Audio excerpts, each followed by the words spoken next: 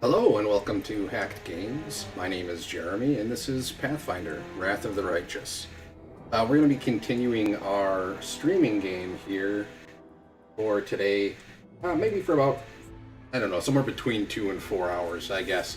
There are just a few things that we have left to kill here in the shield maze. We've got this room right here, which contains 2 people. We've got 2 people down here, and we've got 2 people over here. So a total of 6 there. We've got 4 here for 10, and we've got 1 water element for 11. We are going to start where we're at right here, I believe. I don't think we have... Okay, yep, we've used the majority of our buffs up here. So we don't have an easy way to hit... One of the guys in here is one of the guys with heavier armor class.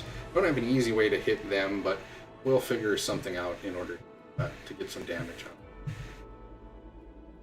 Keep your wits about you. It looks like we have the entirety of our burning hands still at. I'm gonna put it on turn-based. So what we're actually gonna do, I'm gonna set up right here, I believe. I'll prove I am the best. We'll have Windowog pop into range, and we'll kind of pop in the door here, shoot one of them. We'll shoot the wizard. No more wizard! That's pretty much the optimal outcome of that for us there. Let's see. Run in here and go back a little ways. And we'll have Sela maybe come into about right here. We want her to be able to charge next turn. And the elk will run all the way up to the guy. And Camellia will see if she can do this in this round. It doesn't look like she can. Right. So what we'll do then to help the elk out a little bit here, we'll wander up here and we'll use Light of the Angels. I want to kind of get out of the way of Sela, so I'm going to head over here and then use Light of the Angels. And he's dazzled. Windowog will see if she... Oh, I guess I can't switch weapons there. So we'll go up here, we'll switch weapons next turn and start hitting him with the old glaive with both of those guys. Let's see, we're at 29, so we can go ahead and take away our fighting defensively. We didn't even have it on at 29, so he's, even without fighting defensively, he needs to hit us. I guess it's going to be 19 when he's not dazzled, but I feel like 19 is probably good still. We're actually going to have the elk walk around to the back here. Take off fighting defensively. Try to smack him. Oh, good. She was close enough to right there. And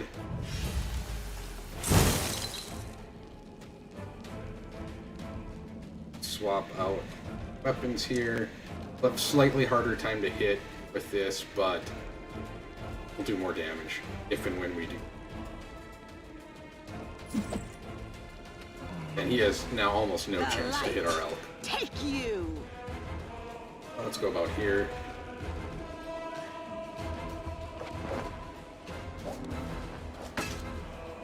Not that our elk's gonna hit him either, though.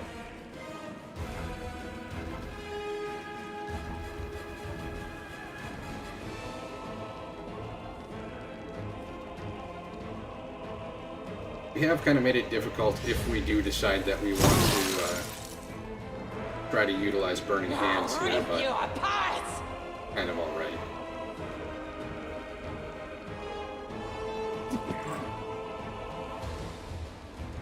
We'll see how fast we can take him out without Burning Hands, and if we're taking too long, we'll try to move people around a little bit so we can get him caught in it.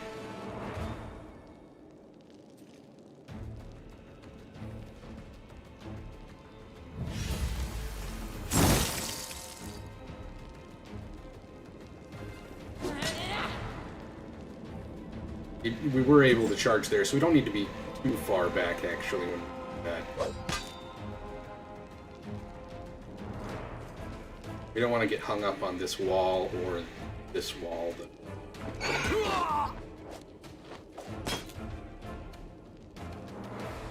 There's some damage.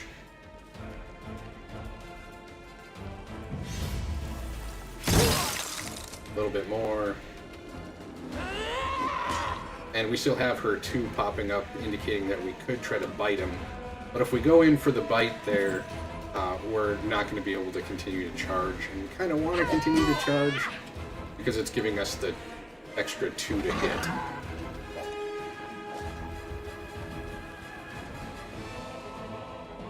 And a little bit more damage, I believe.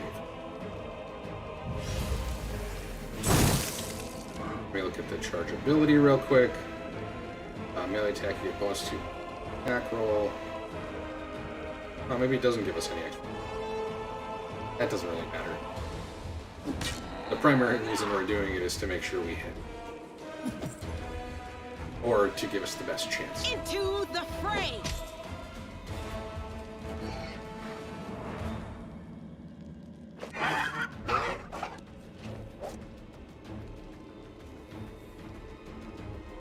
And Camelia's just going to continue to help out.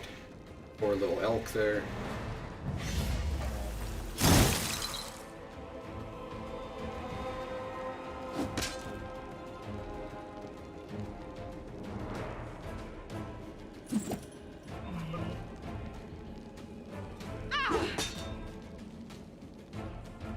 Probably just need to get semi-lucky on one of these other glaive charges. That'll end it for us.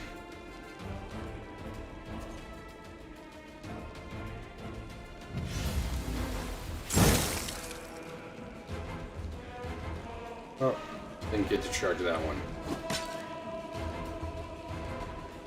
Yeah! The inheritor, guide So maybe we my want to blade! move her a little bit over this way. See if we can't fit both of those guys back in to get charges next turn.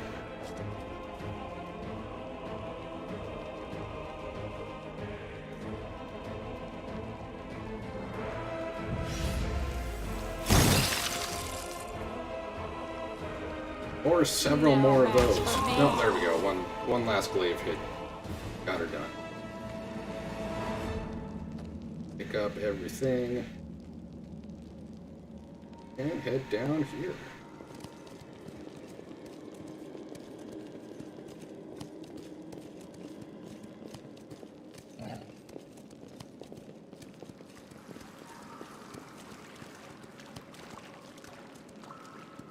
Watch out for trouble.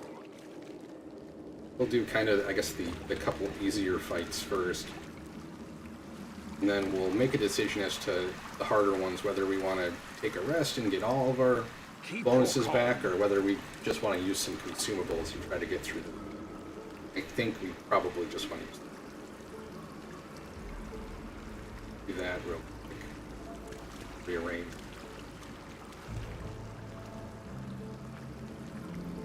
And this one's always goofy with charging. For whatever reason, they really seem like they can't charge over this at all. Even like the corners.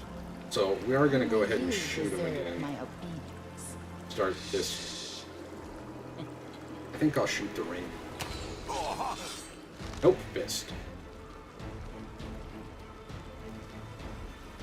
But now the elk can get probably all the way up in there. Make base contact with both of them.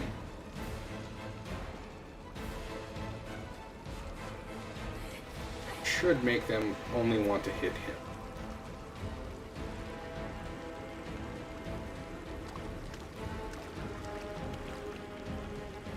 Us go over to this side, and Tila's going to try to move into a position where she can swing at the guard and get attacks of opportunity on the ranger. Oh, I should have probably turned defensive fighting back on there, but we'll do that next turn. Probably won't be a big deal.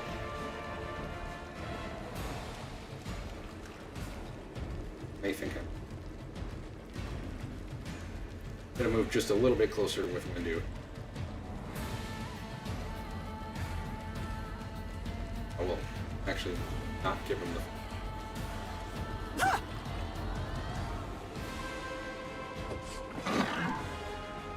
But it actually doesn't look like it mattered there. They still do need 20 to hit our elk. And we're not going to be, I guess, cycle charging here because there's just not enough room.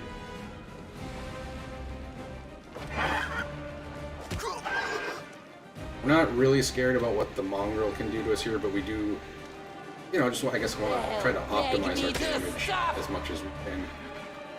We're going to spread damage out a little bit here, but that's just, I guess the ranger was targeting Windu. Maybe we should go after him.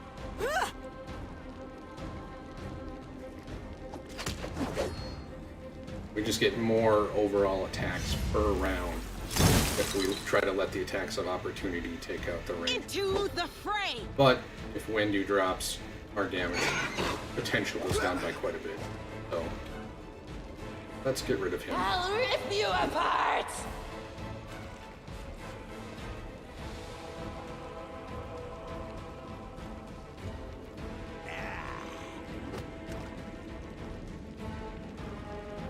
No. Ah, we're too late. Not like this.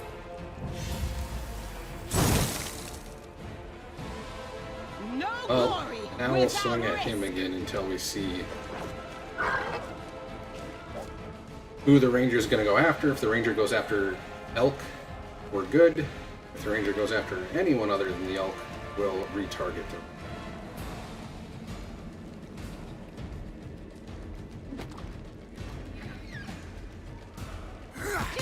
Yeah, looks like we are retargeting the ranger to make sure Camellia doesn't drop. The light. Thank you. I guess that was the first time she hit him. It's fine. We're gonna move up because he's gonna run away next turn.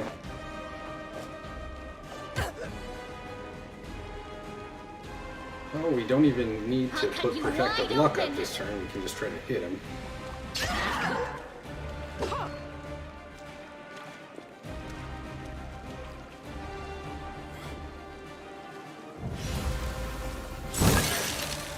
Now everyone gets to try to chase him down.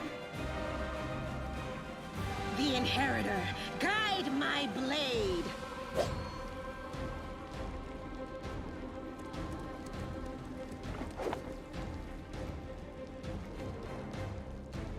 We'll start putting Protective Luck up again here.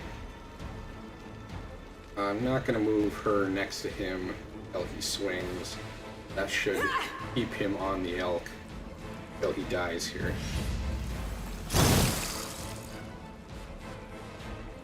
Into the fray. I was just going to say, I wonder if we can start charging him now by going down here. But since he's dead, we can't. Which is fine.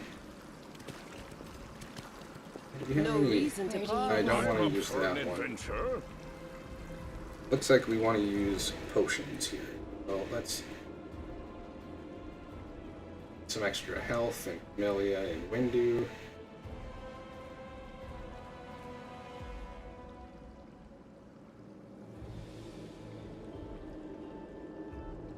Maybe a little bit extra.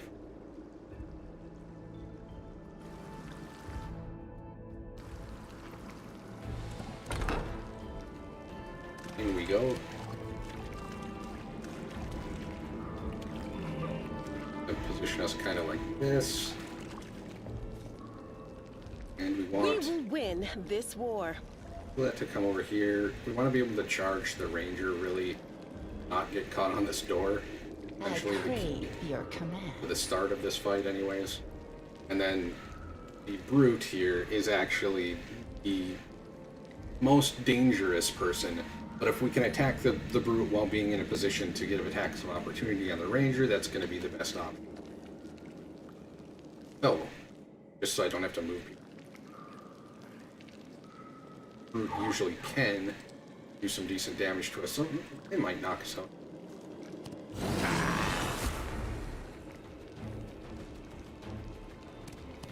In you go, Mr. Elk.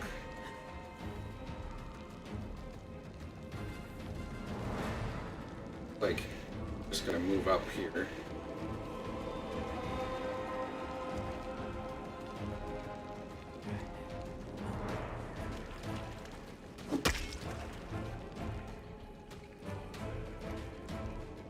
This, I just make sure I don't miss because this thing is moving up and down a little bit. Okay, we can't charge either of them, so we're gonna go over here with Sela then and just get in range.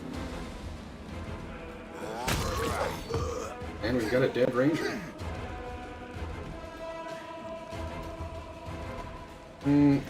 So even with, oh, I guess it'd be 17, it's going to be 19. We'll just do this real quick to put him at 20 for his attacks for a little bit. And you can see we hit him decently there, but he didn't really lose any life. Got a pretty big life pool, and he is an orc, so he does get die hard, which is a little bit of a pain, but he'll be around for about a turn after we actually knock him down. The light take you! Let's go this way and see if we can't charge from over here.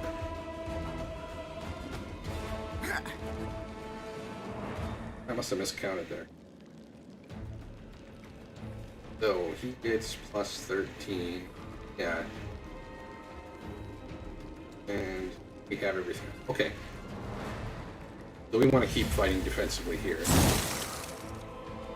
I mean, it would only drop to plus 16, but I'd rather have him rolling 2 dice trying to get an 18 than rolling 2 dice trying to get 16. We are going to have Camellia go up here and flank.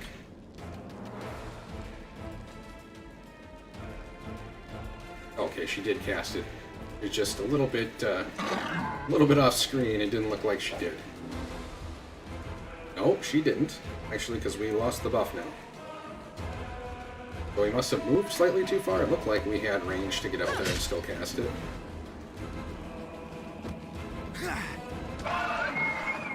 So we got lucky on the first one and really unlucky on the second one.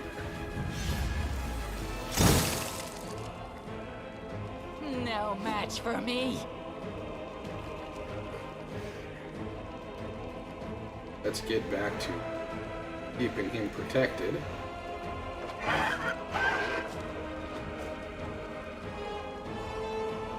No glory without risk! Good jump, Sela, but no go on the hit.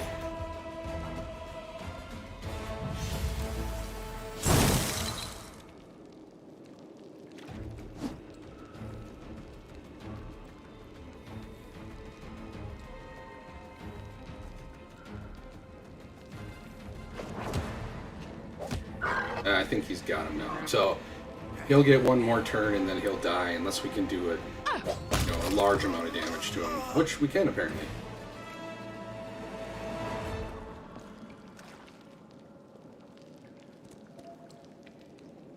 Right, ring of protection +1.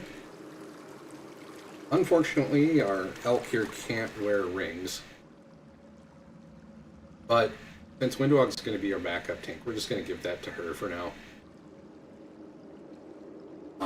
I mean, we don't really care what her armor is at this point, but I should give her a shield.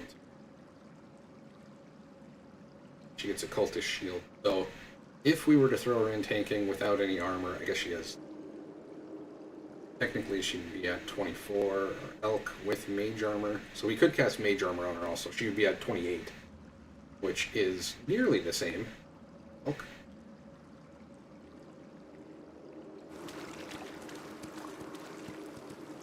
None of the other characters are going to scale up that fast. That's partially because she got the 3 from the Stigmatized Witch, and grab her the other 2. That'll probably be our first purchase, is that ring that's going to give her an extra 2 for having the Ice Plant X. Give us extra buffs here. I went behind the chat box there, I guess.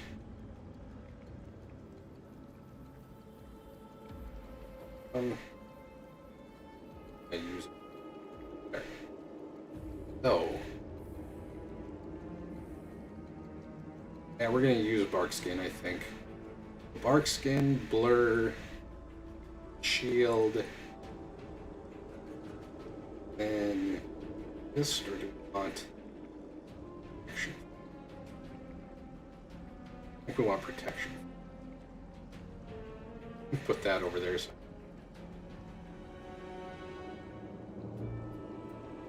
Anything else that we want on him? The Wenduog wants giant, large person. Hila wants a large person.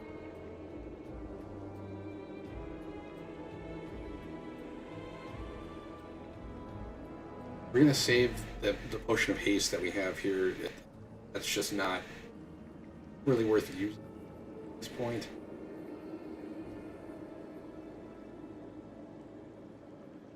I'm gonna move this real quick so I can see what's behind.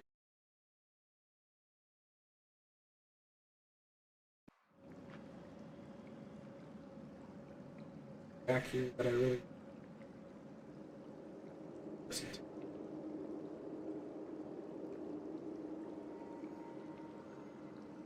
Can I do that? Okay.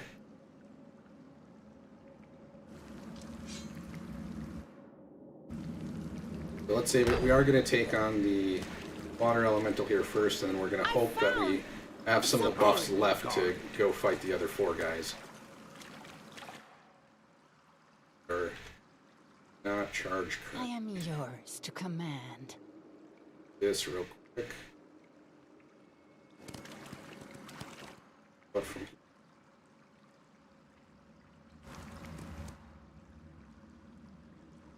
charge. So it looks like he's maybe just in a. Oh, Sela can charge from there. How about if we I am the best. back this way and pull you over here? Okay, he can charge now. How about you? You still can't. That's fine. We can get 2 charges off. I think that'll be okay. Time to practice my combat abilities. You don't have any combat abilities. So, with our guy, we're just gonna run up there. We should be able to charge with Sela. Oh, I forgot to use lead blades. Should have used lead blades, but did not. That's a mistake. If we die, we'll throw that on. If we don't, we'll throw it on when we get near that other room. I'm going to try to go to this side, I think, with Wendu.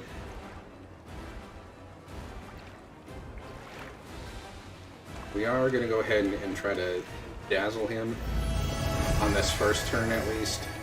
When we still... Oh, we won't have it up still at that point. Okay, let's see if we can still charge. So Sela can just charge from where she's standing. We only needed a 9 to hit there, but didn't get her. We do want the elk to keep attacking, but we actually don't really want the elk to hit because every time he hits, he's going to have to take a saving throw. The potion that we took should take away, or should exceed this as far as damage goes, though, so that shouldn't do any damage to us. So let's move up 26. We do want to try to get her in range of the water elemental so that the water elemental cleaves instead of doing 2 slams.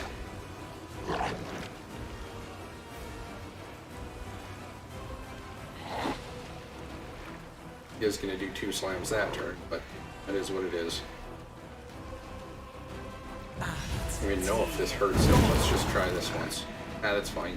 That's way more damage than we would do with the crossbow that we have there.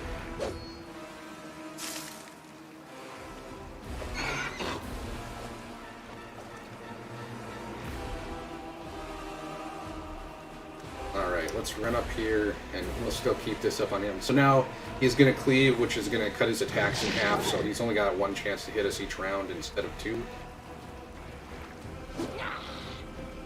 Looks like we're looking for a 15 from her.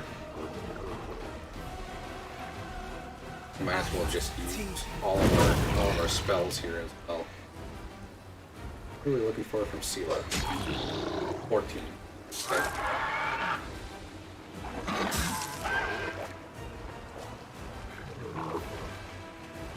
And we're just taking more damage than we should be able to all block thanks to that potion that we grabbed. If he does hit us, he's probably going to kill us. That's why we want to make him use his cleave instead of utilizing his 2 hits, because either way, he's going to kill us. Having 1 chance to kill us is better than having 2 chances to kill us.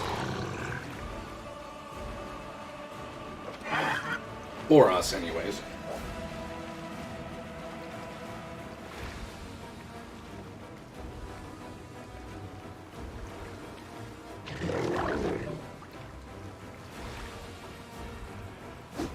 So we're really just gonna, keep swinging at him, I guess. And I'm gonna blow through all of these spells.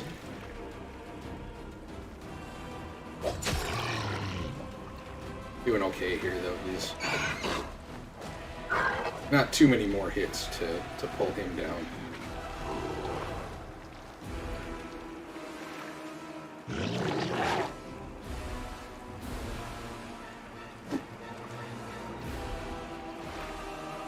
One spell left, though.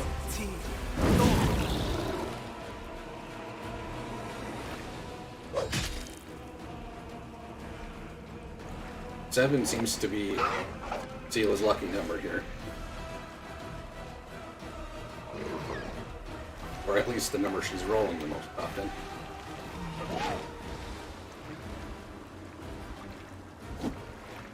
Well, after the damage reduction. I'm almost positive he's going to be immune to Ray of Frost, so I'm not going to try to cast that. I will go ahead and just kind of move back here and start shooting with the crossbow as of next turn. Pretty sure we're never going to hit him or do any damage with it, but we'll give her a go. Nothing else for us to do right now.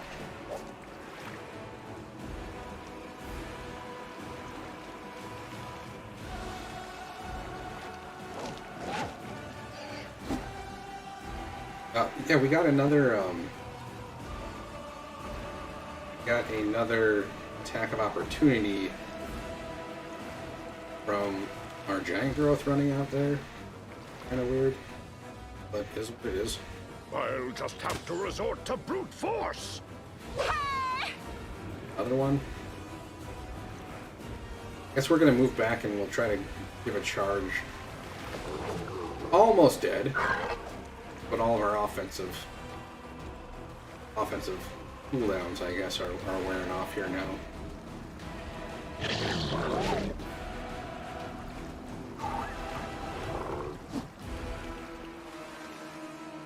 Now Windwog's now going to need a 17 to hit him. Comes to this. Oh. Let's see. Well, we might as well just pop in here. Probably better to take that. We would have needed a 14 on the charge. Probably better to take 1 extra turn needing a 16 to wait. And maybe get a 14 on the next turn if I can figure out where I can actually charge from. Really want you to fight. You've made your choice.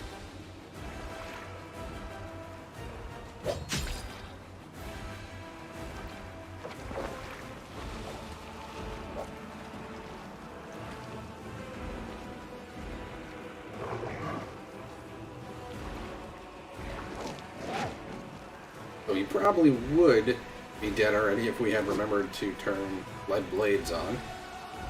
No fear! But we didn't.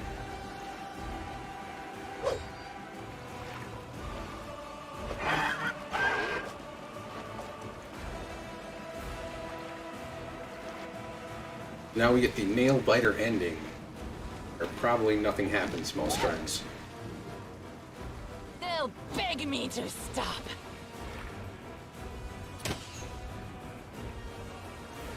The Inheritor, guide my blade!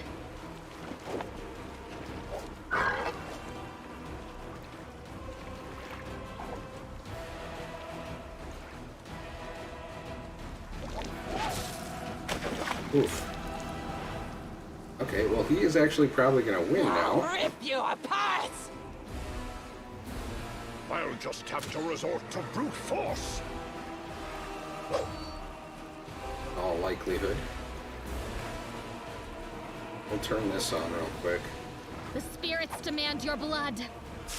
I'll just sit here. Don't worry about me. Until someone So dies, it we'll comes keep to trying this, this. but this is probably a fail now.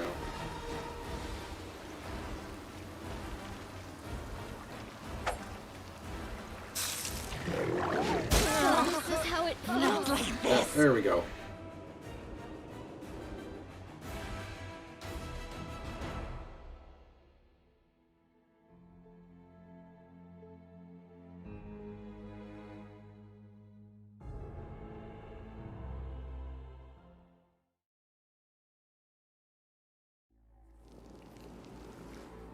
Alright, so let's cast this time. Inimos Talisi.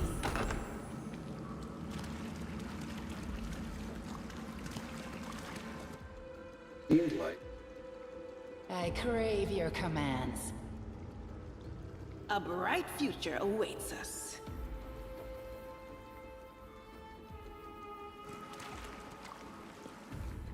Alright, let's just make sure everybody charge.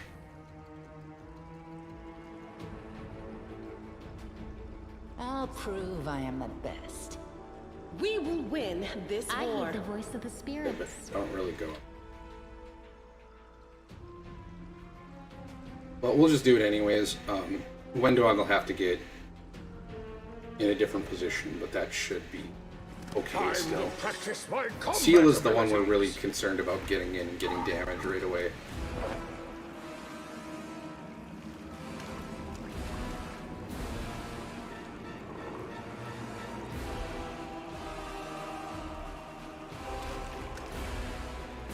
He actually rolled really low on his initiative check there, so we should have 2 rounds of attacking him.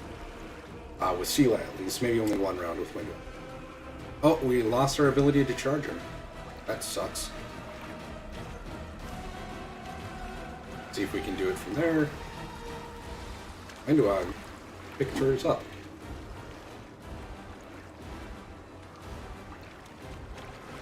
Alright, we will give the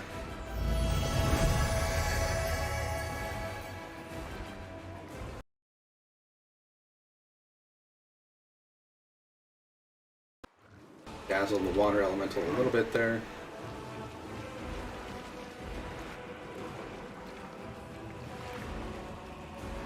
Let's see how far we can get up here. Out there.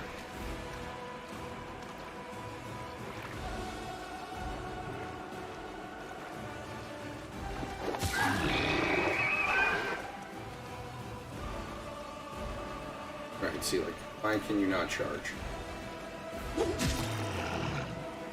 Did get a hit in.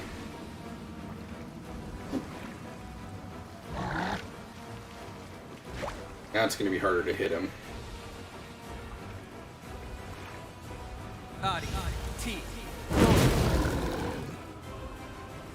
Which is another reason why we kind of want him to cleave, actually, because he loses 2 armor class when he cleaves. So not only does he put himself in a worse situation for trying to kill us, he helps us out a little bit with trying to kill him.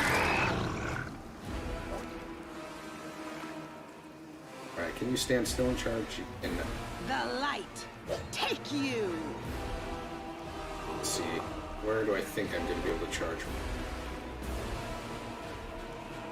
Go this way.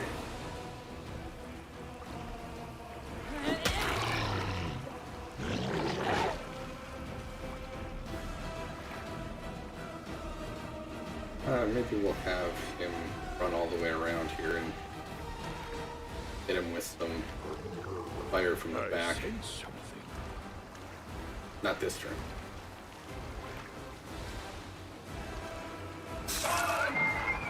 Oh, you're fine though. Knock him. Charging there still.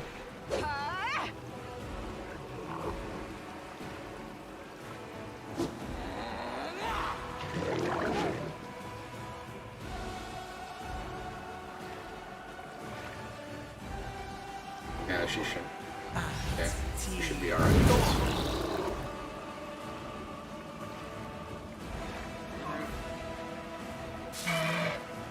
Sometimes those cone attacks are a little bit odd with who they decide to put in there and who they decide not to put. I'm going to keep moving this way, hoping to find a position that we can charge with Hila as well. We are likely losing a lot of damage by not being able to charge every turn.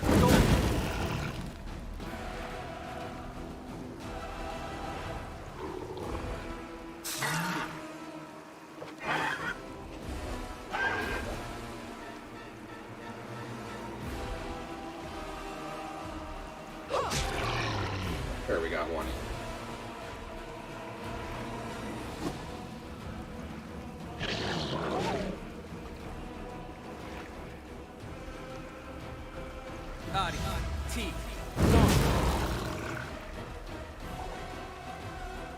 Probably only need one more hit here.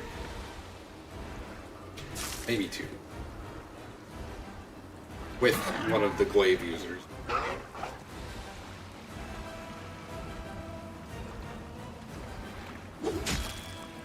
Oh, no, it was two.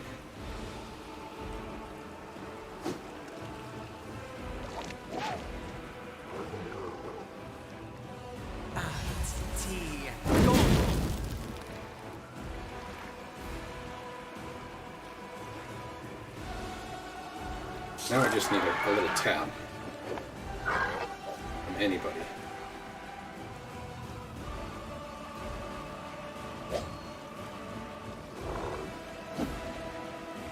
No match for me.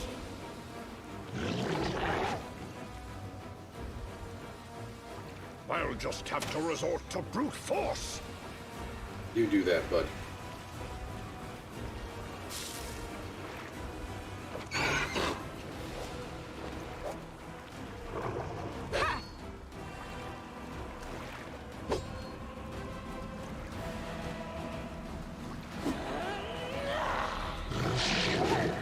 Now we're kind of racing. We need a high roll with one of those glaive users.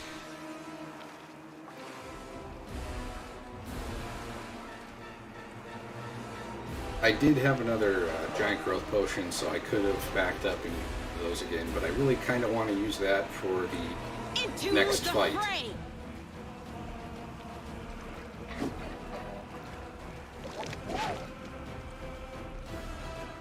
So it comes to this.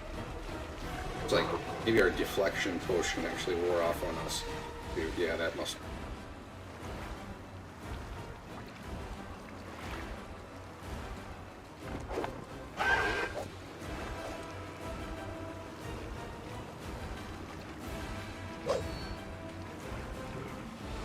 I'll rip you apart! You've made your choice. Oh, crossbow to the back for the win. Got a sharpshooter sorcerer there.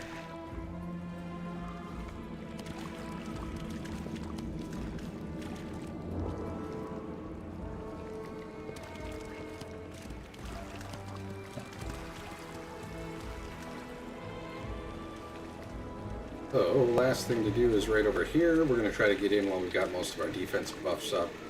We are going to Together we have stand. Sela drink the other growth that we have here. Large person. If I can ever stop mixing up the names of spells with other spells that do similar things, from versions, etc., etc. So we want elk. Get up here a little bit and this guy. Should probably see. They will break against our resolve.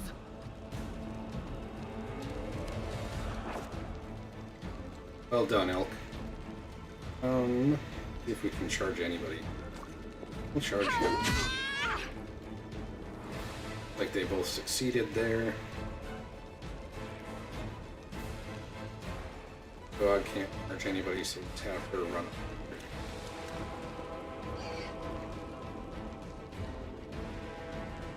And Chameleon will just inch up.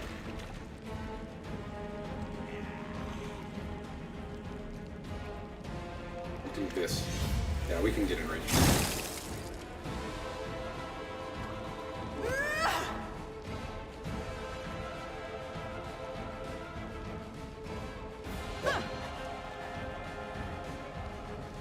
They'll beg me to stop. Again, we just want to get these couple people in range of that guy, and then we'll start swinging at the group.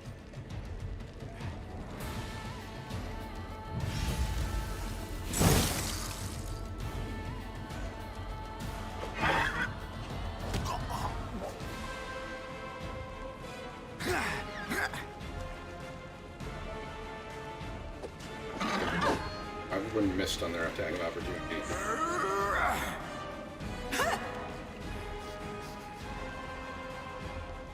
Maybe we'll try to take this guy out real quick.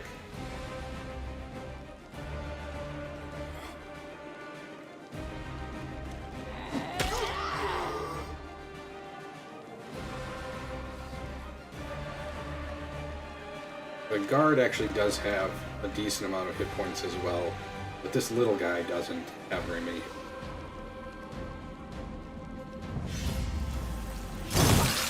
I was also kind of hoping if I hit him, maybe some of the people would fail their fear checks and try to run away, but that didn't work out either.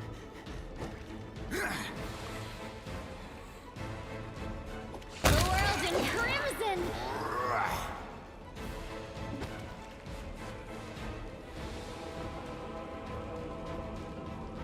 Hey!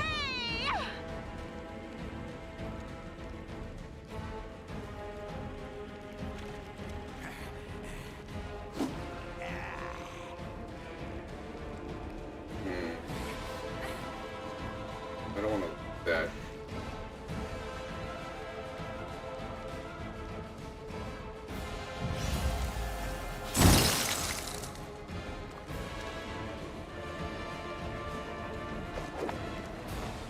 I wasn't expecting it to take this many turns to kill that guy.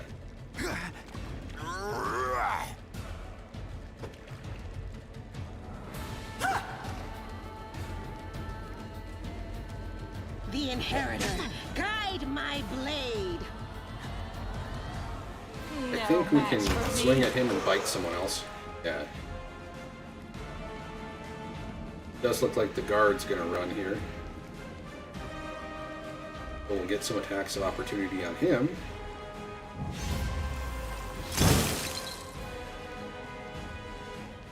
Then we'll try to reposition people so that he has to run into the elk and comes back in.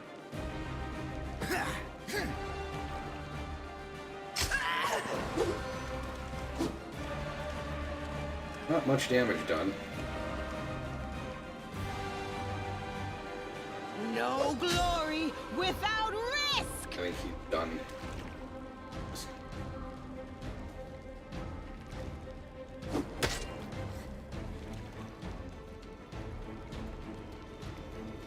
Doesn't look like we're going to be able to get him though before. I guess he still has his extra hit points from rage.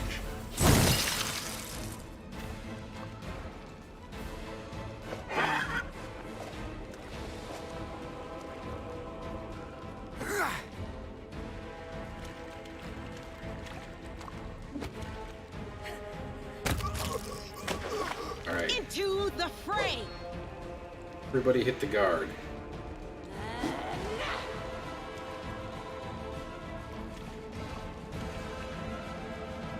We'll move Window out closer, but maybe I'll try to charge with her.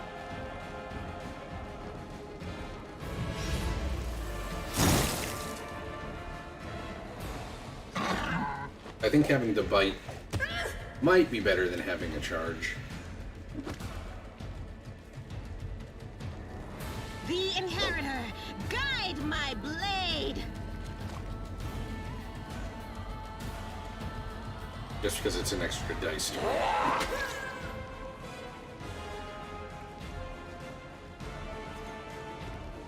Either way, his days are kind of numbered here.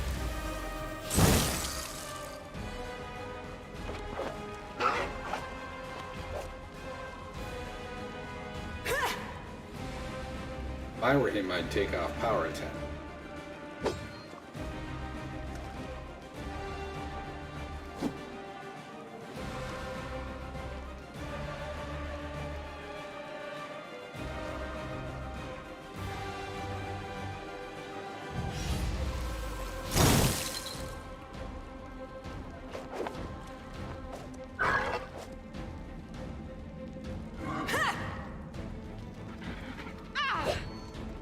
Oh, there goes our giant size.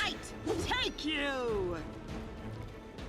I'll rip you apart! We should still be able to cycle charge with Sealy, though.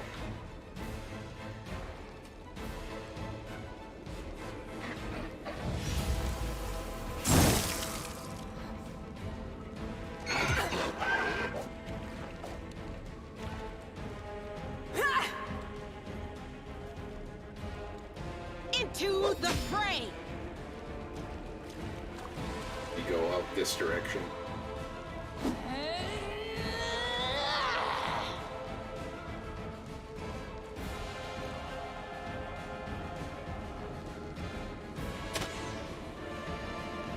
Oh, I should have used... Well, I mean, it doesn't really matter, I guess, but probably should have used Ray of Frost there instead of shooting the crossbow.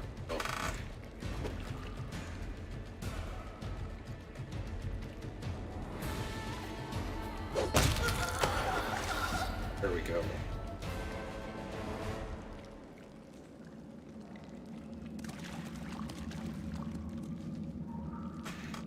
This door's got a strong lock on it. You'll break every lockpick you have, and it still won't budge. Believe me, I've tried. Because you have bad trickery.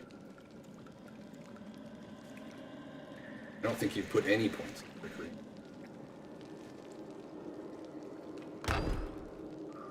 That was before I found the key to it, and took a few valuables for myself. Ha! Take a look inside. You might find something you can use.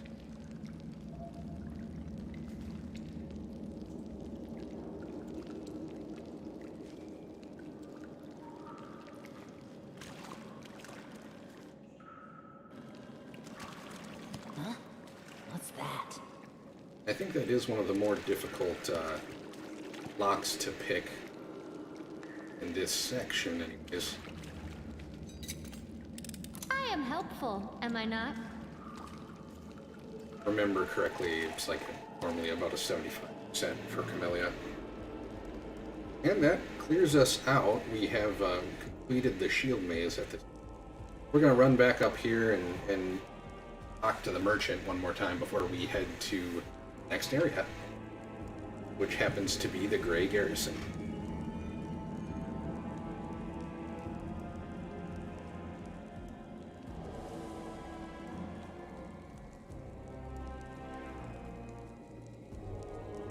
We do need about 9,000 gold for that, I think it's 9,300 actually, for the ring that we're going to save up for to buy first. I think we should have somewhere in the range of 4,500 here.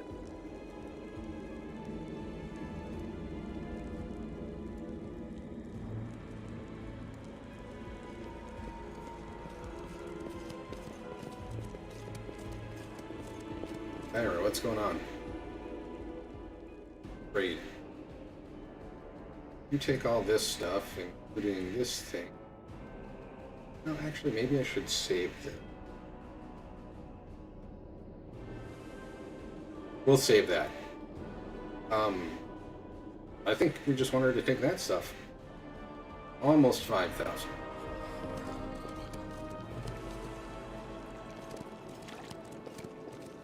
And the Grey Garrison will give us all of our spells back, so there's no need to rest here before we head upstairs.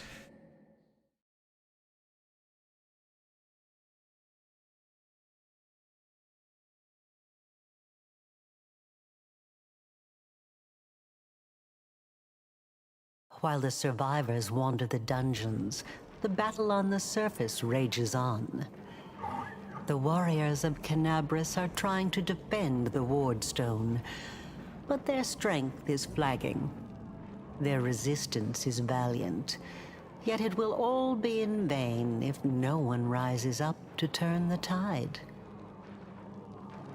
Someone probably will. The surface. Finally, I miss the fresh air so much. We're in the basement. Looks like the Grey Garrison. The deep rift that leads back to the catacombs under the city, where the mongrels live.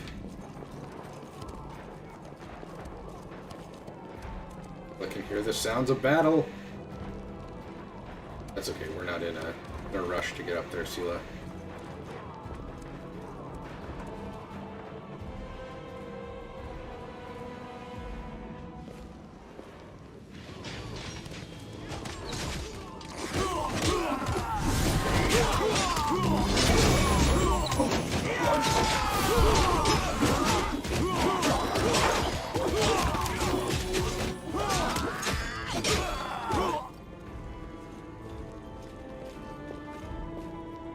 Hi guys.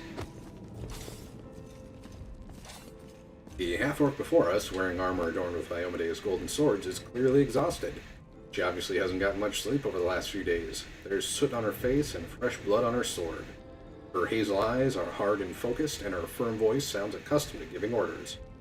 Sizes us up, surprised, judging whether we are friend or foe, and opens her mouth to ask us something but freezes when she spots a Nebia.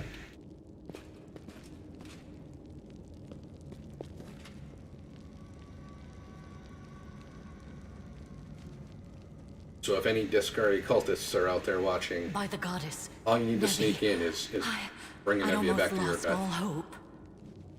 Everything's fine, Beth. I'm here. I'm here. This here's a new friend. He rounded up those of us who survived the fall and led us up to the surface.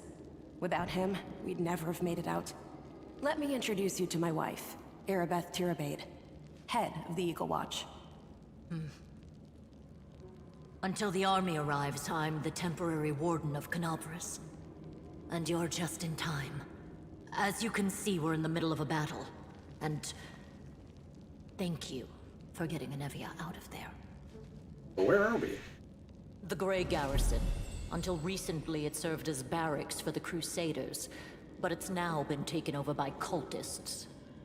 What is the target of this battle? When the demons attacked the city, their main target was the Wardstone. I trust I don't have to explain to you what the Wardstone is and how important it is to the Crusaders. We must retake it at any cost, or the fall of Canabras will be the beginning of the end of the Crusades, and with them, the rest of the world. I see that you had a difficult journey to the surface. You need to rest. But there's a lot riding on this battle. I have no right to command you, but I'm asking you to help us. I have important information about the location of a cultist den. Very good. Report to me in full when we get back to the Defender's Heart. It's our temporary headquarters. Right now, the most dangerous cultists are here. The ones occupying the Grey Garrison. Well, we met some mongrels who live beneath Canabras. This is Windu. Most people in Canabras think that the children of the First Crusaders are simply a legend. Other people say that the day you emerge on the surface heralds the start of the end of the world. I'm not superstitious, but the situation is apocalyptic, all right. Having a living legend on our side can't hurt. I see you are in serious need of help. You're in luck. If my master is with you, then I am with you also. Well, what's the situation in the city right now? The city's gone. Most of the defenders, including the Dragon Terendelev, fell in the first few hours. The civilians either fled or died in the chaos. The place is overrun with cultists and demons. Don't talk like that. Canabras hasn't fallen. Not while it still has defenders like you and me. And our elk. Sweet words don't change the grim truth. No, she's right. Thank you, Knight. Until we no longer have the strength to hold a weapon, until Iomedae abandons us, we will fight for Canabras. Tell me about the Wardstone. Why is it so important? The Wardstones are a gift of Iomedae. Created personally by her herald, a mighty angel, and a general of the Celestial armies. The Wardstones keep the World Wound from expanding. They stand along the border of the territory controlled by the demons, creating a barrier to keep them inside. The Canabras obelisk was the first to be placed. It is the key to the whole barrier.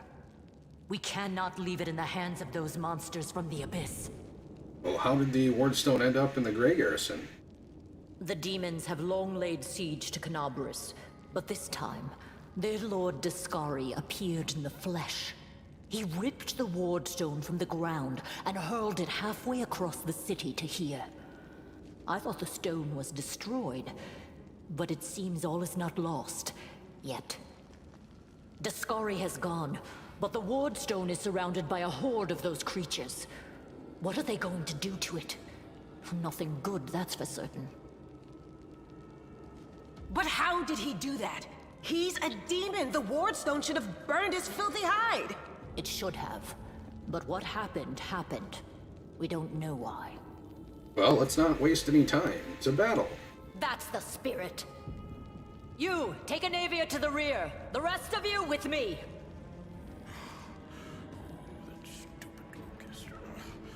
Oh, Horgus has run out of breath. Forgive me. I did not realize we had civilians among us. My people will escort you somewhere safe. To the extent that anywhere in Canabras can be said to be safe right now.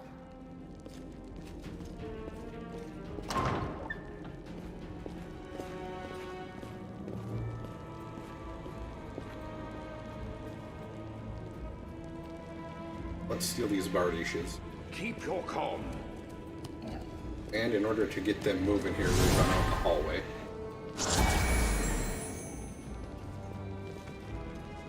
Don't worry, guys, I'm right behind you.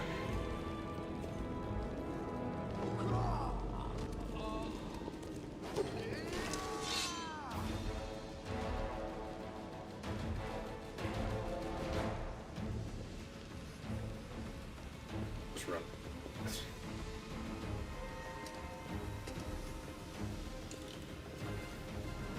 I haven't seen,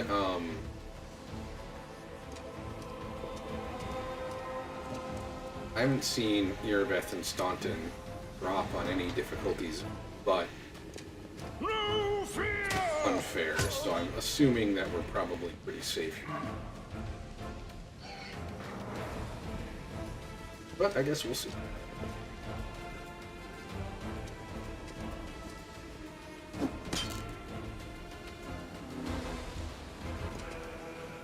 Yeah, we'll stay there.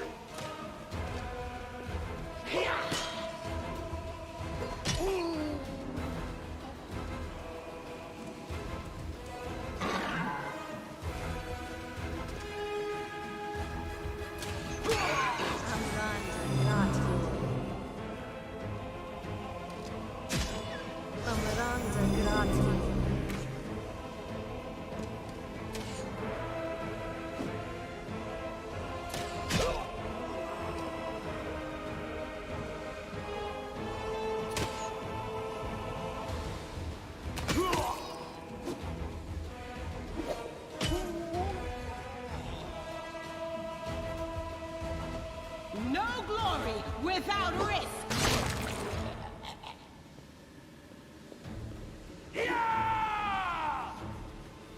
No match for me.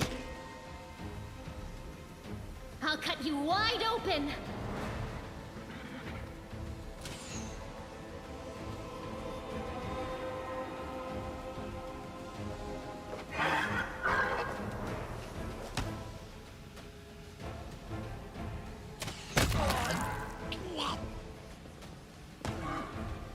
They're gonna clog that doorway up. Because they always do. I'll just have to resort to brute force. We don't have any. The Inheritor, guide my blade! They'll beg me to stop.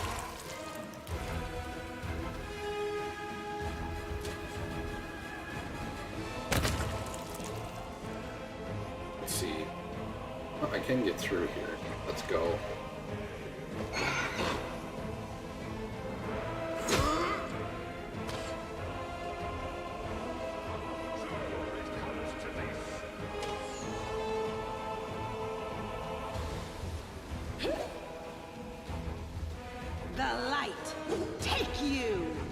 Oh, maybe I just clogged the door. Sorry, guys, if I did. Didn't. I'll rip you apart! Didn't The even hit this spirits guy, demand though. your blood!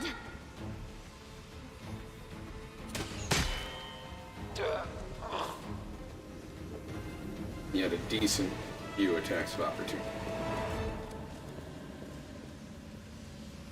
We do come back to this place later. This door is locked here, but we don't have a very good chance to pick it.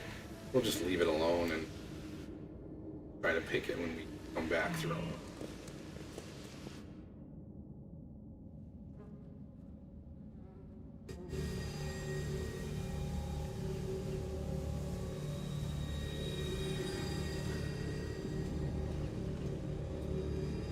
Hey, I know you.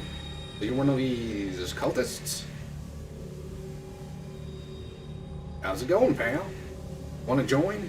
Your lot will all be dead soon, but we'll be alive. Pretty sure all the cultists sound like that. I can't. Come on, leave these losers. The Crusades are over. Soon the demons will rule the whole world.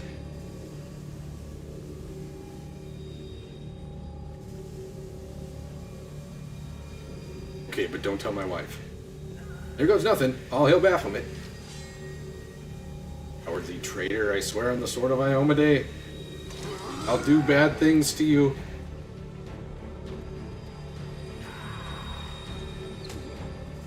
Ow! Shot the shit out of him.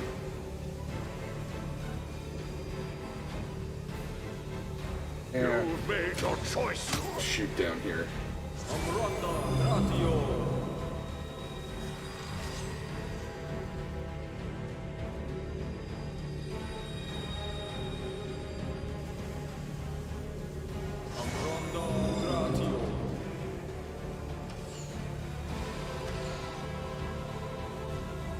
Yeah, you guys go down there and get in their face.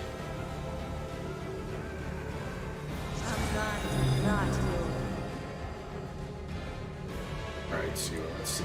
What hit this guy? That a girl. Alright, you can just stay there.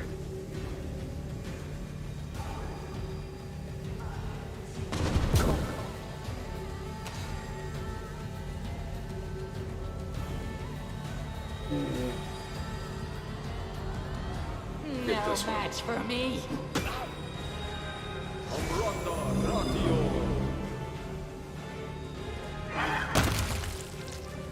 That an elk.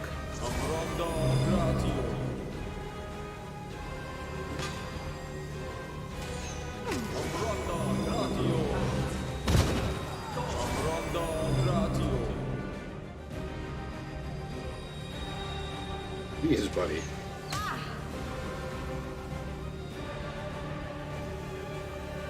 Let's go ahead and do this. We'll make everybody blind. I don't really know who everyone's going after. It doesn't seem like they're all going after the elk, though. Obviously, we didn't get a chance to charge into combat here, so... and trigger it against... force them to hit him.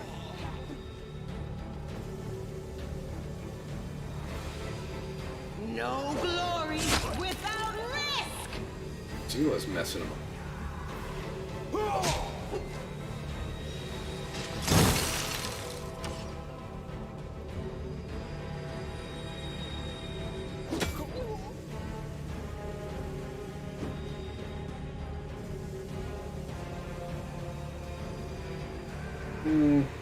See, are these guys...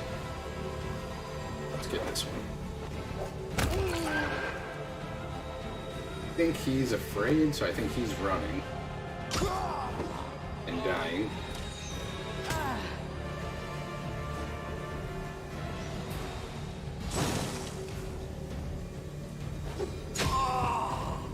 Yeah, you got the magician, or the wizard. So.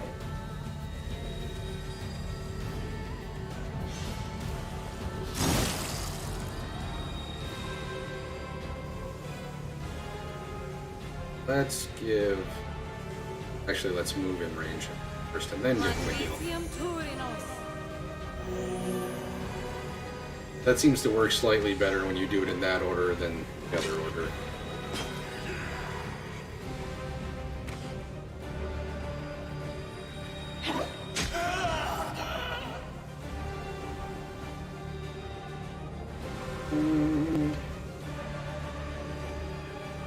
We'll have her come around this way as well.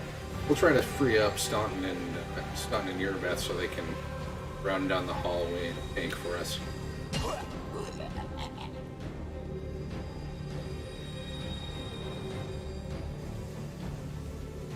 Guy's got a bow. Elk will keep going this way though. Just he doesn't.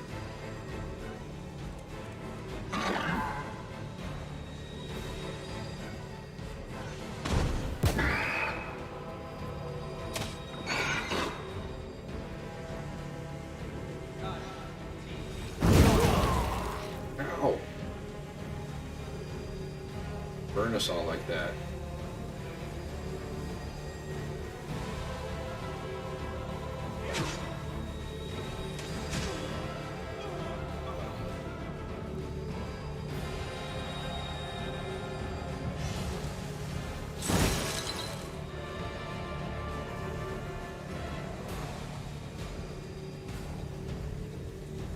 Sela is the other one, right here.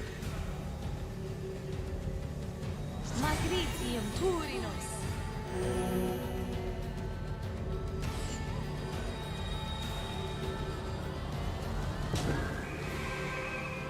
Now the elk's not.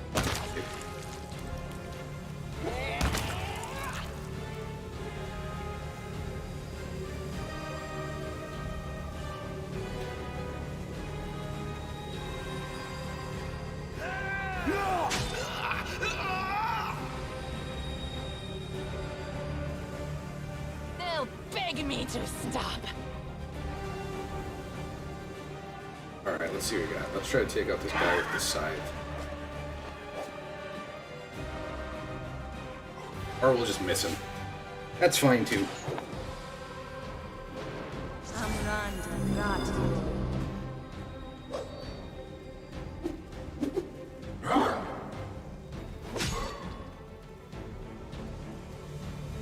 What do we got going on back here?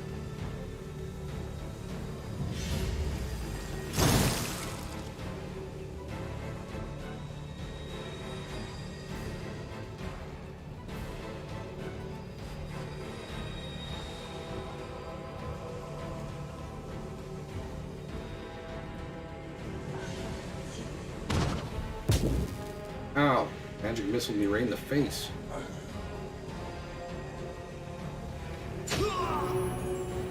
Alright, we're coming back.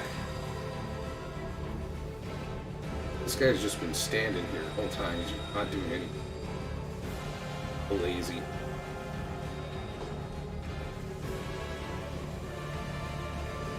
I think I'm gonna have her switch to bow here.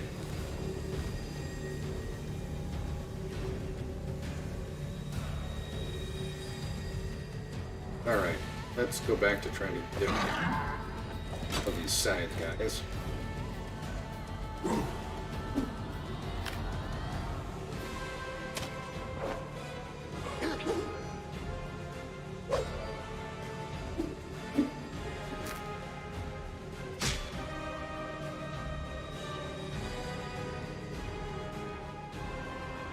Oh, I should have stuck with the crossbow there.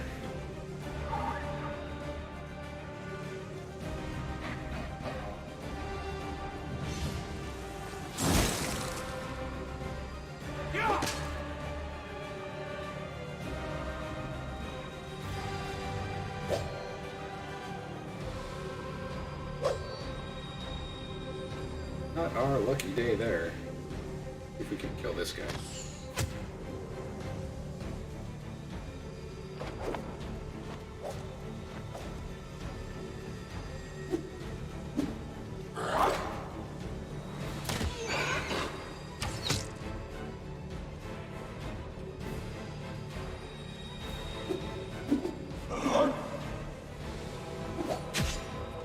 Oh, one dretch down.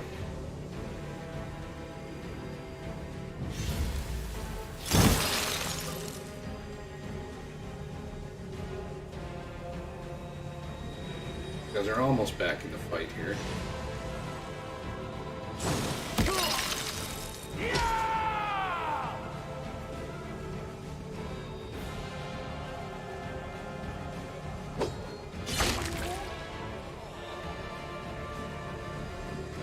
Come on, Stunt, let's see what you got.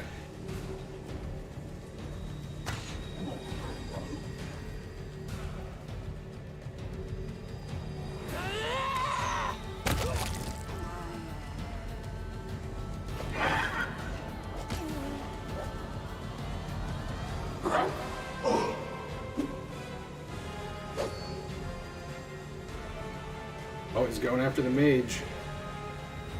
Good for him. Gotta prioritize targets.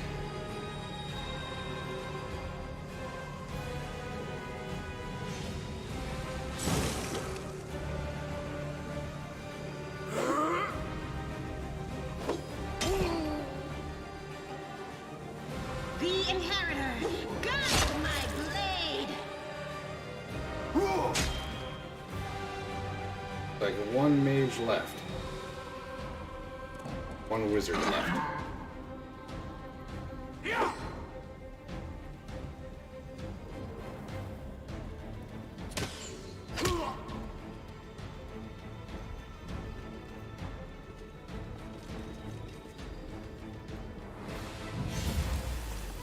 I think we got it.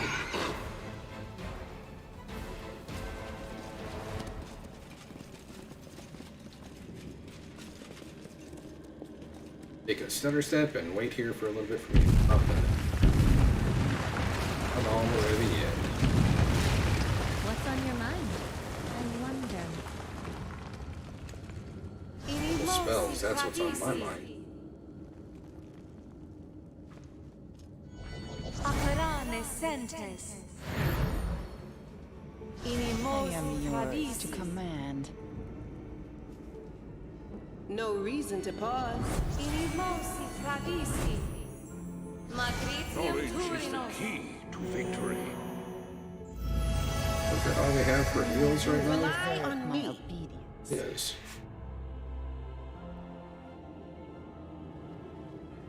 Grab potions here. Glad I actually don't have to. Gains applications for that.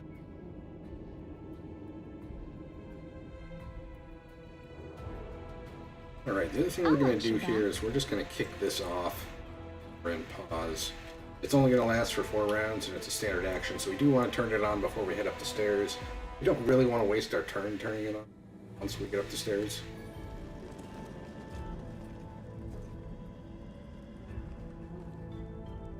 And we want all this stuff. Loot. Of course we want it.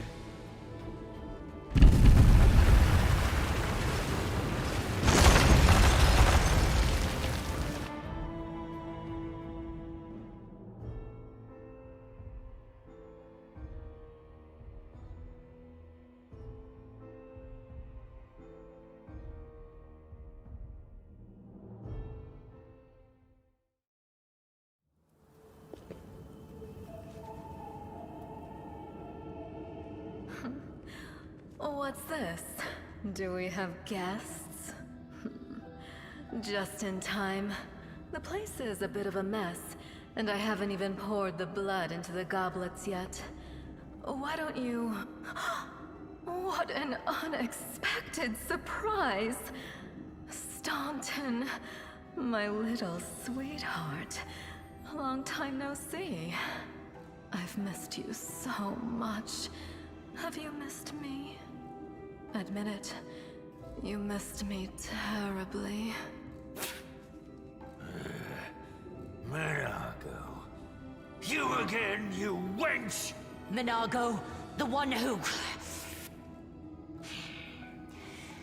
Be careful. She's one of the deadliest creatures in the whole demon horde. She was once responsible for a massacre in Canabris. She must be back to finish what she started. Well, get out of my way, you beast. That's not very nice. Staunton, my pet, haven't you told your new friends about me? That wench? She's the one who led me astray. She's the reason my life has gone to the abyss. She's the reason why Dresden fell. Oh my, like butter wouldn't melt. What I remember is how eagerly you would run to our trysts, how you begged to see me again, how you promised you'd do anything I asked. By your own free will, you said this. And now you claim that Dresden fell because of me. No, my dear. That was entirely your own doing. I'll beat your lying lips into your filthy throat! Now, Staunton, don't say things like that. Not about these lips, the ones you kissed so sweetly. Staunton, dearest, don't you love me anymore? Remember how good we were together? I was so hoping that we could patch things up. I'll kill you! Doesn't look like she wants to be killed right now.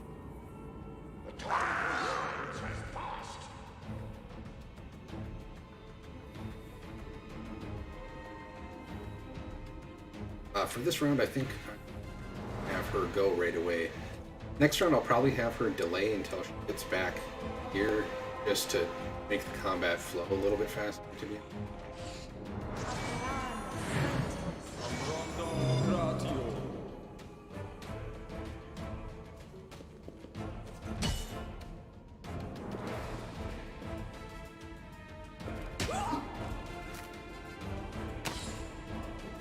We can, by the way, cast Protective Luck on Irabeth and Staunton guys if we wanted to. I don't want to currently. It is something we could do.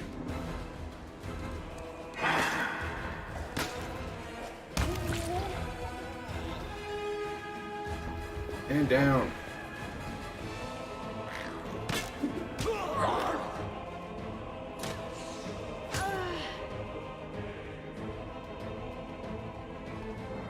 Let's over this way a little bit. Looking at this Abercue. I want to be out of the range of this other one that heads this direction.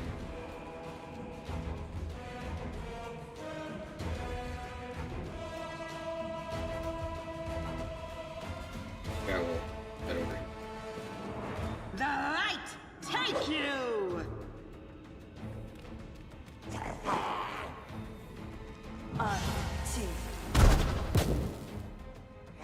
Why did you decide to shoot at...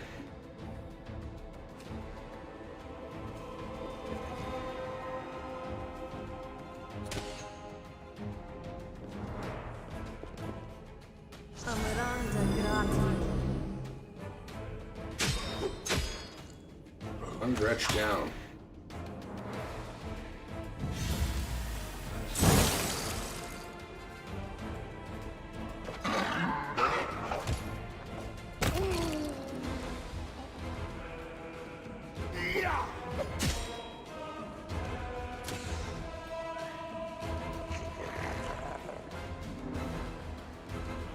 I'll rip you apart!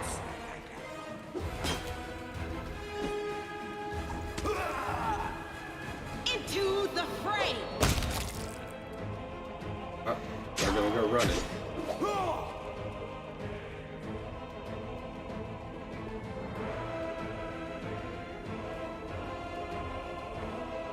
And this one, we'll go ahead and delay her until back here.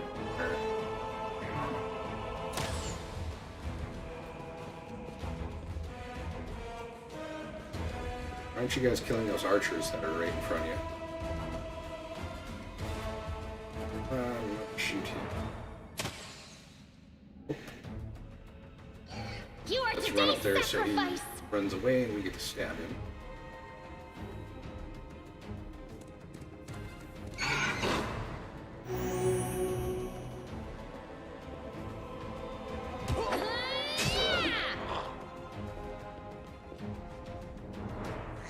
They'll beg me to stop!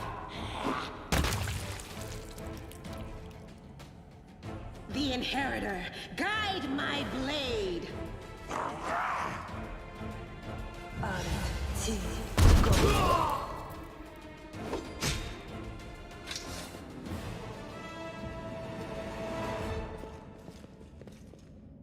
concentration check.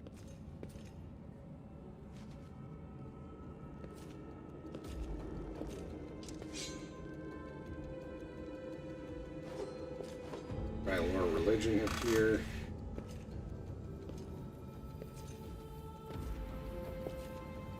I hope you appreciate this.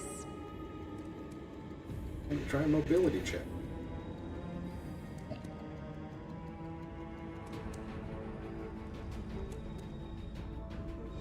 Yeah, we made it.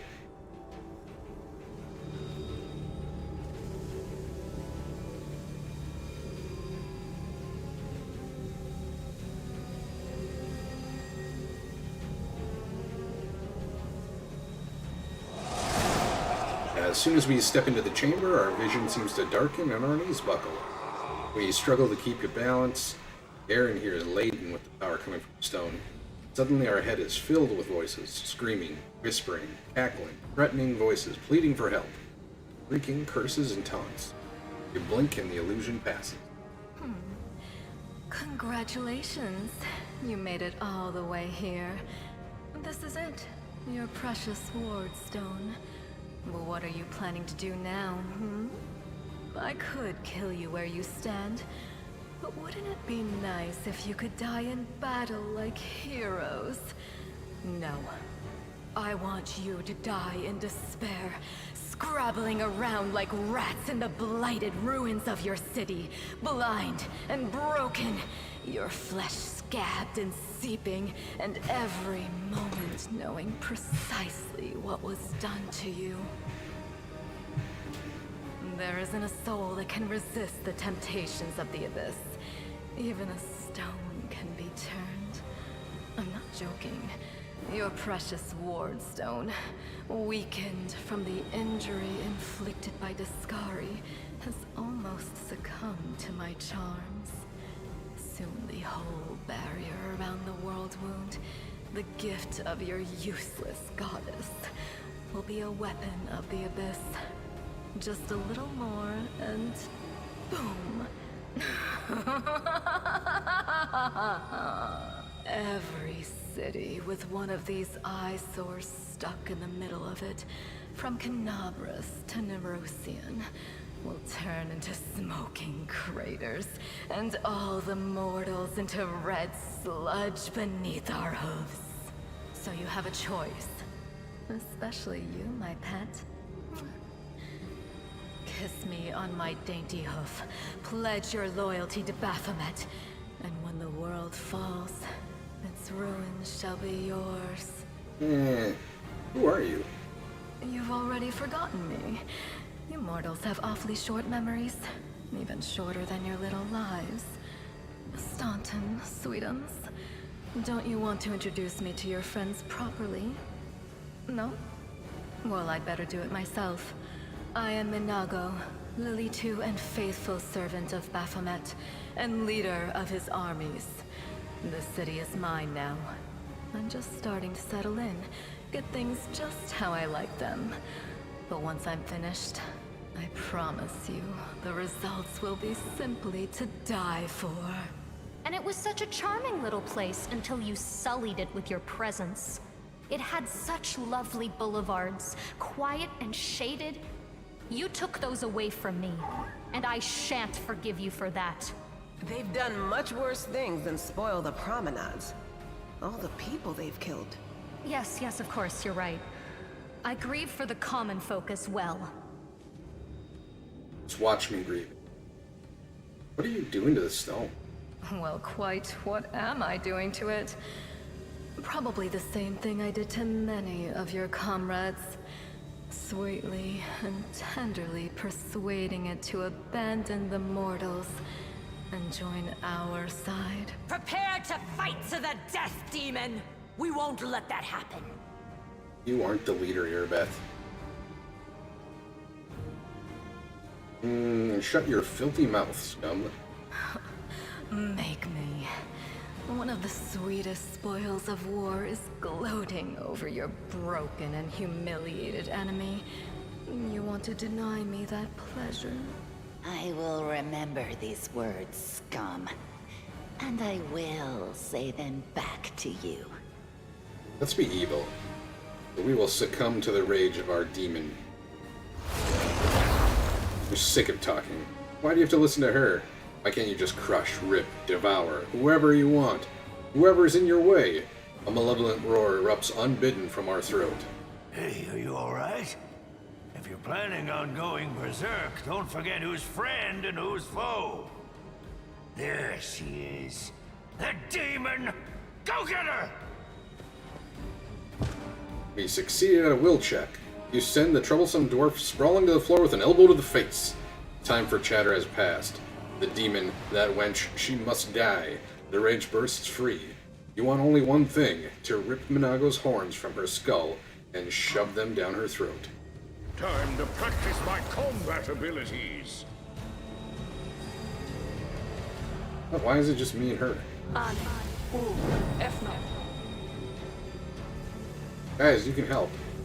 I promise. Oh yeah? Well... Eat burning hands. Oh shoot. That's it. Almost got her. I'm tired of playing around now. You want to know what will happen when I'm done with the Wardstone? Here's a little demonstration.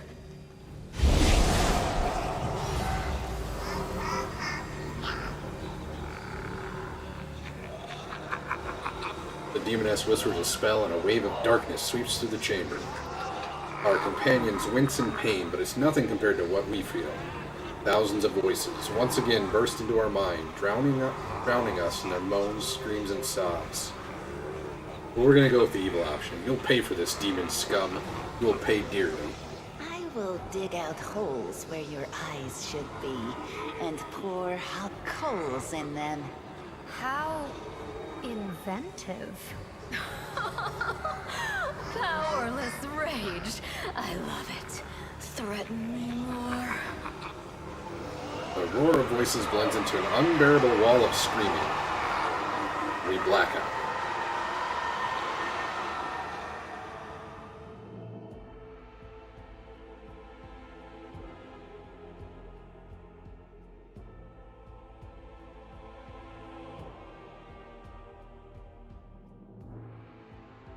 And we go to the bar.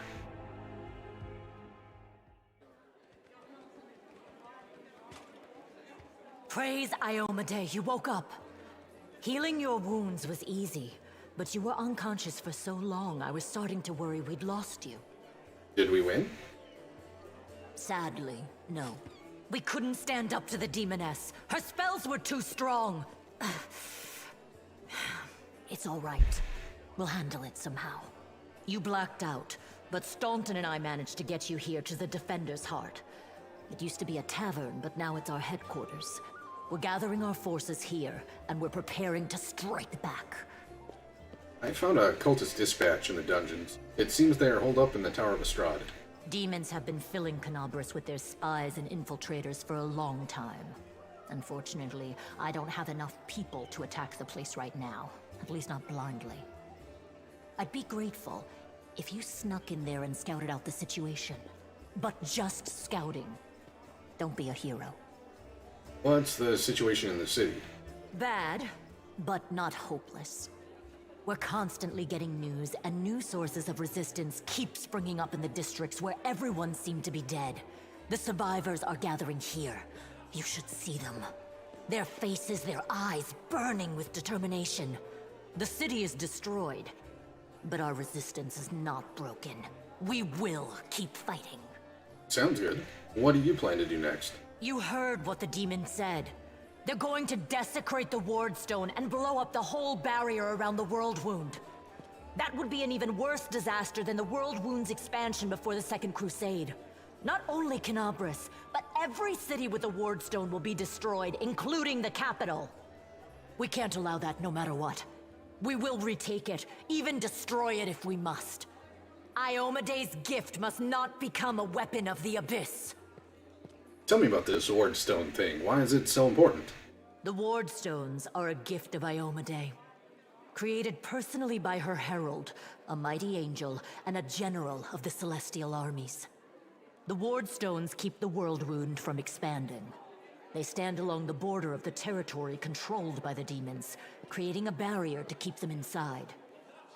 The Canabris obelisk was the first to be placed. It is the key to the whole barrier. We cannot leave it in the hands of those monsters from the abyss. Well, can I help you in any way? First of all, we need to decide what to do with the stone once we get it. What I'm about to say is classified. A traveler came to the city recently. A blind elf calling himself the Storyteller. He insisted he be allowed to examine the ward stone, and he raised the alarm when his study was finished. Even before the demon attack, he had found some damage or flaw in the stone. Prelate Hulrune dismissed his words as nonsense, borderline blasphemy. But between you and me, the prelate's opinion isn't worth much. I think the Storyteller knew what he was talking about. We could use his advice right now, if only we knew where he was. I remember the Storyteller spent a lot of time talking to Staunton, a dwarf from my unit. You saw him during the demon attack. The elf asked him about the history of the Crusades. Maybe the Storyteller told Staunton something about where we could find him if anything happened. There's another problem. After the attack, the demons began to gather their forces at the Grey Garrison. It'll be even harder to take them with a head-on assault. But I once heard soldiers talking about a secret entrance to the garrison. Trouble is, I have no idea where to look for it. While you explore the city, please keep your eyes open, in case you find something we can use. And one last thing. The Eagle Watch has lost a lot of soldiers recently. Some were killed, but others simply haven't been seen since the attack. In the chaos that is now Canabris, it's next to impossible to confirm anything for sure. One of the missing fighters is Janna Aldori, a new recruit in the Watch. She got along well with Sela, and she often went drinking with her. I honestly thought Sela and Janna had died together. But now Sela's returned with you, and there's no sign of Janna. If you learn anything of her whereabouts when you're out in the city, please report back. Sure will. Everything is clear. May the goddess help you. We're still fighting, which means that Canabris still hasn't fallen. If you come across any groups in the city that can fight, send them here to the Defender's Heart. We'll need every fighter we can muster for the final assault. All right, I'll send 3 groups. Yes, one more thing. If you're in the area, check out this address. It's our house. Mine and Anevia's. Well, it was our house. If the building is still standing, open the hidden compartment in the kitchen. It's filled with supplies for a rainy day. You can take whatever you find. You have more need of it. I don't know if I really need the letter that's in there to your wife. And we've leveled up. Let's grab this stuff out of the chest here. We're able to identify it. So we got 3 Dancer's Boots. Boots that grant our wearer +2 competence bonus on saving throws against movement impairing conditions. We got a Silver Tongue Amulet, +2 competence bonus on fusion checks. And we've got Head Chomper. Summons a pet owl cat. Gives feral instincts, which provide +2 morale bonus on perception and lore nature. So we're going to give Head Chomper to Wendog.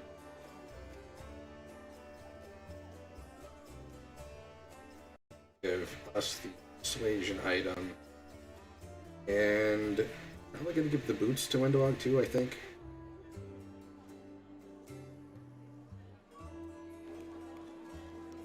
Alright, let's do our levels here. We are taking another level in Seeker. Skills are going Trickery and Persuasion. We're going to be doing Precise Shot here. Now we can technically hit things that are in melee combat with other people. And we get an additional spell.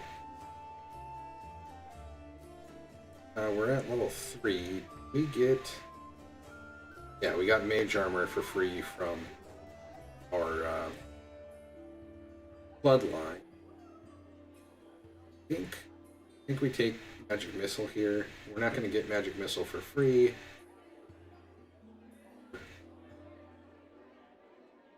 we can see how many casts we get per level as we go up here. Oh yeah, there it is. But not when we learn spell. But yeah, we'll take Magic Missile because we want that one for sure. Other things that we might want to look at getting, I mean, would be, you could always use another. Grease would be good for some control. That I would really be excited to have other one outside of.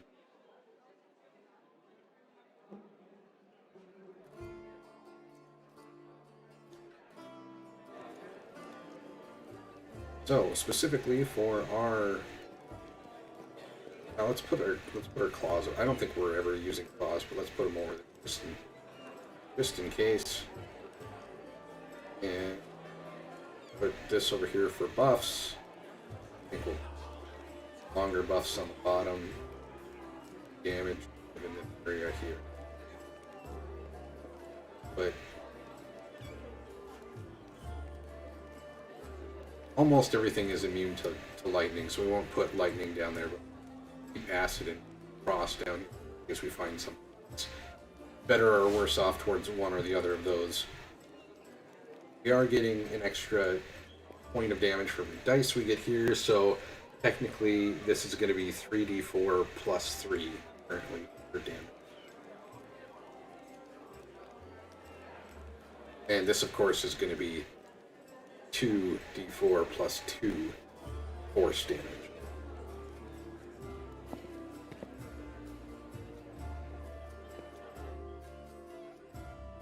Wendu. So Wendu's last level was the Stigmatized Witch, which should give her, even though she can't actually cast any of the spells, should give her spontaneous casting that we're going to Dragon Disciple here.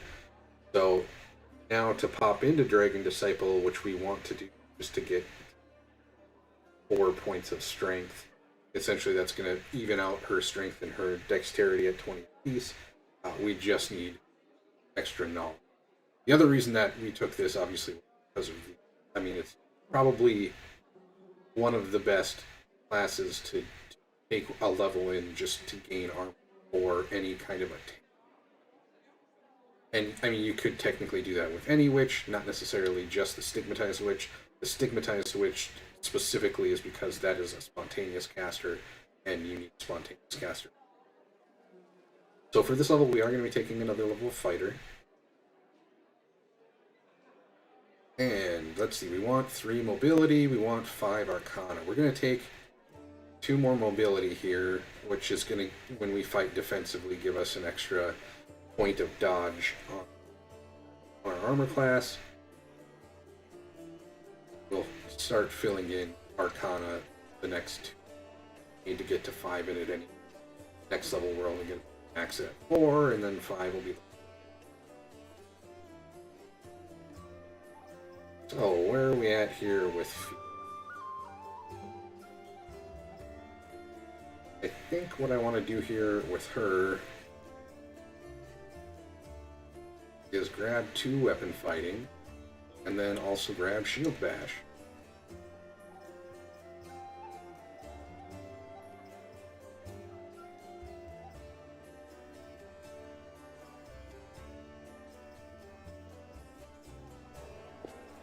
And she also got bravery there. Hop in and talk about that real quick. Class, there it is.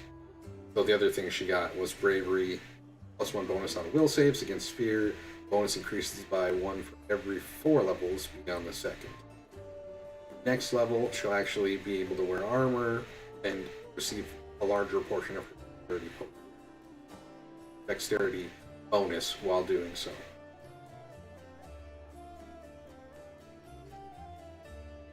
Here, the other thing we're looking for with her is, actually, I think what we'll do here is we probably will hop into using sword and board now for her. Can I use this from here? That's fine.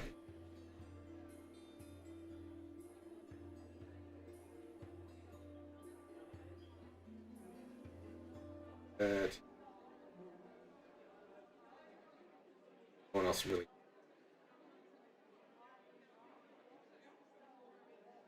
Oh, yeah. I don't know if I'm gonna keep her on longsword or not. The other sword that I would probably be looking at, scimitar. I think I have like a cold iron. I'm gonna hold off on that. I guess. I mean, a dueling sword would be good for her as well. That's kind of getting away from needing strength, though, and we're not going to take this with her because we are going to go for the Dragon Disciple, which is push her strength up to be full for Dex. She's just kind of going to be a monster at that point.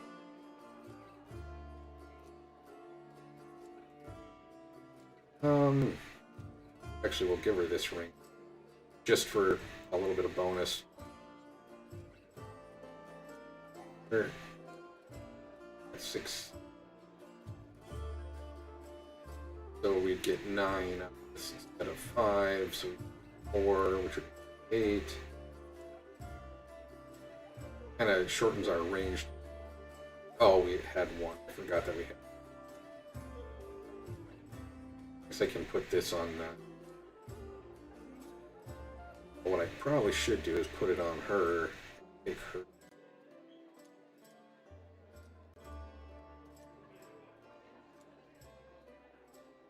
Just help her get less weight overall. And we probably are going to be looking at... I'm not entirely sure how I want to build her still. I want to go to 4 minimum in Spirit Hunter before I look at switching, but I'll probably fill in a couple other classes. The ones that I was thinking of there being the, oh gosh, what's it called? The Instinctual Warrior from the Barbarian, which gives you bonus wisdom, your armor class if you're not wearing a buckler. You'd have to. I guess the other thing to talk about there is she already has weapon finesse, so might be someone. I was thinking originally to go with Elven Curve Blade. To take an exotic weapon proficiency to pick up the ability to hit Elven Curve Blade and use that two-handed. That way we don't have to worry about the shield here. I don't know, I might have her stick with Grip here. But we'll see how that goes. But the next level is going to be Spirit Hunter here. Over Trickery. Bitching.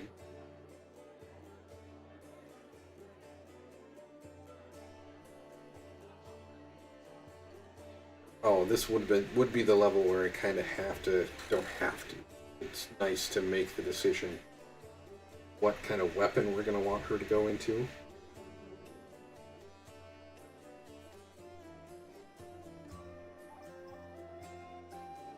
I think maybe we will, because we're kind of going to build her to be like a support specialist. Hexing, we're going to focus around... Oh yeah, that's what I'll do. I'll get her the... this one. We'll get her some extra attacks of opportunity, because we are going to want to take that eventually as well. That gives me another 2 levels to think about what I want to do as far as weapon goes, because... there are some pretty good dueling swords that are available, and we have a pretty decent dueling sword right now, so it would be... Dueling sword would be another good option for to get into. Although rapier is nice as well. So, I don't know, we'll think about that still. Go this route for now. And for bull strength. Bark skin. And we're actually just going to give her 2 bark skins. So now that she's got bark skin, we actually don't want to wear this on him anymore, because bark skin's going to be cast on Wendu. So we want, I don't know, someone else other than either of those guys to wear this thing. We want to the elk, I think, over to the elk. Wish that showed up on him.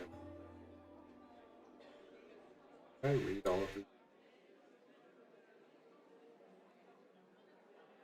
That real. So for Sela,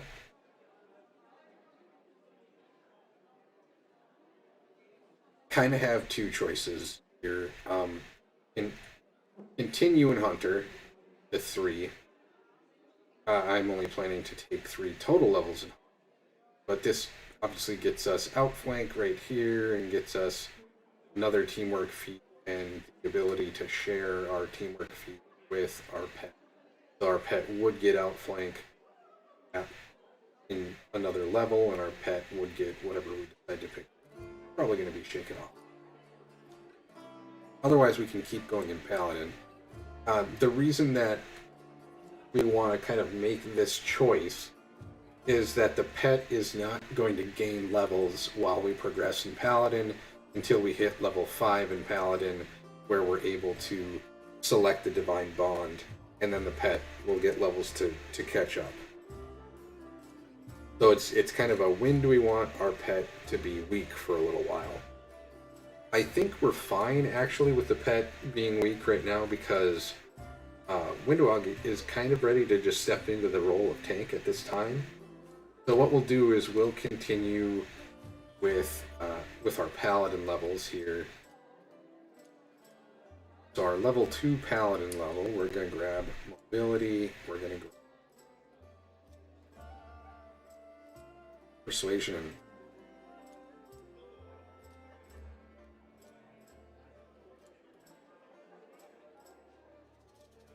And she's going to be mounted, which the pet is going to need to be in melee range, so eventually we're going to want her in melee range as well. However, I don't know if we need to select a focus right now. We're probably going to continue to have her fight with reach weapons minimally until level 5. So I don't think I want her to get weapon focus in weapons.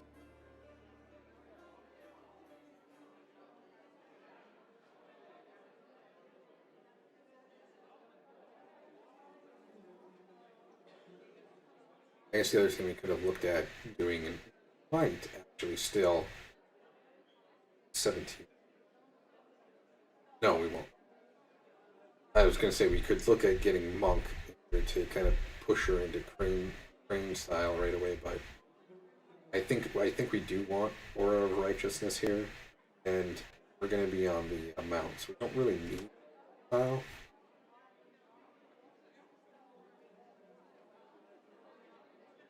Get mount shield.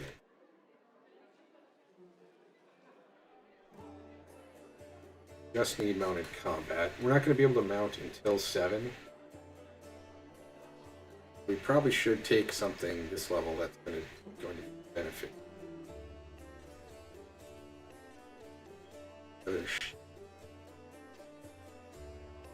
So we can get Missile Shield. Normally be hit by an attack from a ranged weapon, not including spell effects. Deflect it.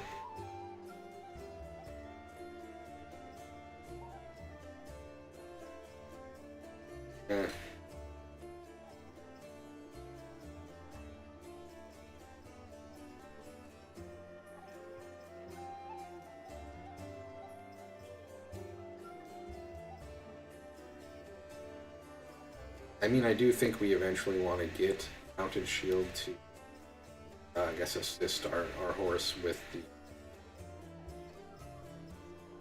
Almost wanting to take efficiency. She's not ever going to get past the negatives.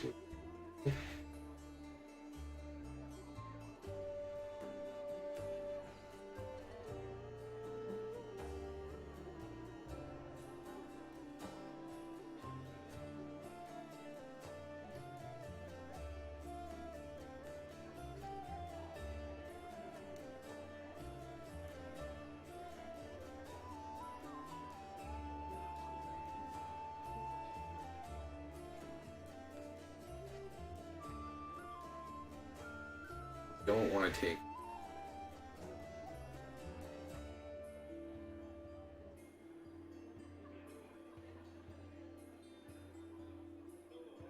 Actually, I might want this. Because if she picks up Seize the Moment, that also gets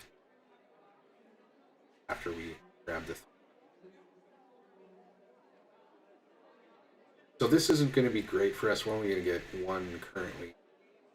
Obviously, as things go, 30 years through ability upgrade.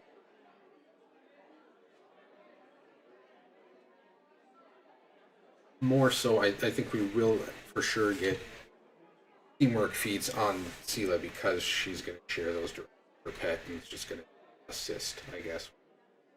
Getting more attacks about everybody. Oh, there we go. I think that's everybody leveled. Because we leveled in Paladin, we don't get a level. Elk. The nice thing, though, the Elk is going to keep a fairly high armor class, even though its hit points are going to be pretty rubbish.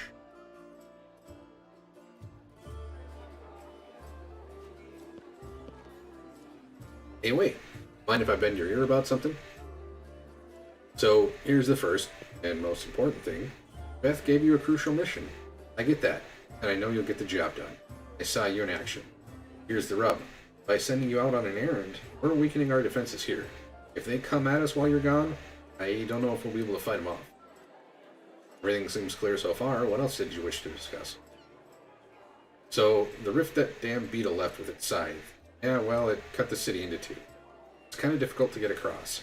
My scouts tell me there's a halfway decent place to set up a crossing in Market Square. Not that any of them tried to make it sure. But if you've got a mind to go across, and I think you're going to have to eventually, you might want to give the square a once-over. You want me to stay here and guard the cavern? You what? No. Your task is far too important. You can't just hole up here all cozy like, waiting for the demons to knock on the door. We need to take the fight to them. But if those freaks try to make a move on this place, Beth will send a runner to get you. If that happens, you leg it back here, alright? If you don't, you'll be coming back to an ash pile. Got it? Well, when do you think the demons will attack next? Your guess is as good as mine. Might not be here. They could attack the whole damn city. Those vermin know they've lost the upper hand, and that we're going to push back hard. If things kick off here, you should know, after they attack, some things could be changed beyond recognition. So if you've got any business that needs taken care of, better do it soon. Alright, well, thanks for the warning. See you later. Later. Watch yourself out there. We're not going to talk to everybody here because it just would eat up too much time. We are going to talk to Gemmel here, though. A strange figure towers over the bar. Huge, ungainly man with skin so milky white that his blue veins are visible even from a distance. What'll it be? The medallion you're wearing. That's a sacred symbol, isn't it? Are you a cleric of Caden Kalin? I'm a tavern keeper. Best in the city. The best there's ever been. And I pray to the best god there is. Well, are there any places in the city worth visiting? If you mean places that normal people usually stay well away from, there are plenty. Like the Pataxian wine cellar. It once belonged to a Pataxian trading house. Then King Iravetti came to power in Patax, and property started changing hands. Soon after, the seller's shop assistant was found in a ditch. Not all of them, mind, just his head. Marian gangsters had taken possession of the place. They wanted to sell something stronger than wine on the street. They ended up on the gallows. Then King of Iravetti's number was up, so now the store stands empty and unclaimed.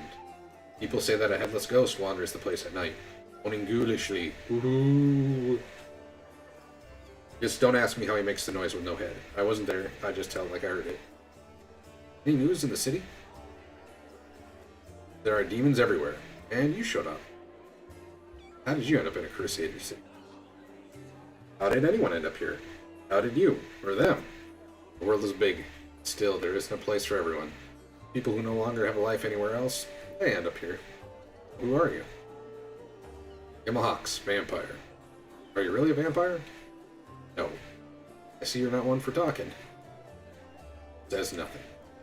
Show me what you have, Gemmel. We're gonna give him all of our junk. fork. Apparently he doesn't want to go over there right away. We're going to hang on to this this sword, I think, just until we figure out what we're doing. I'm going to grab these two things. So we're going to make a total of 828 gold.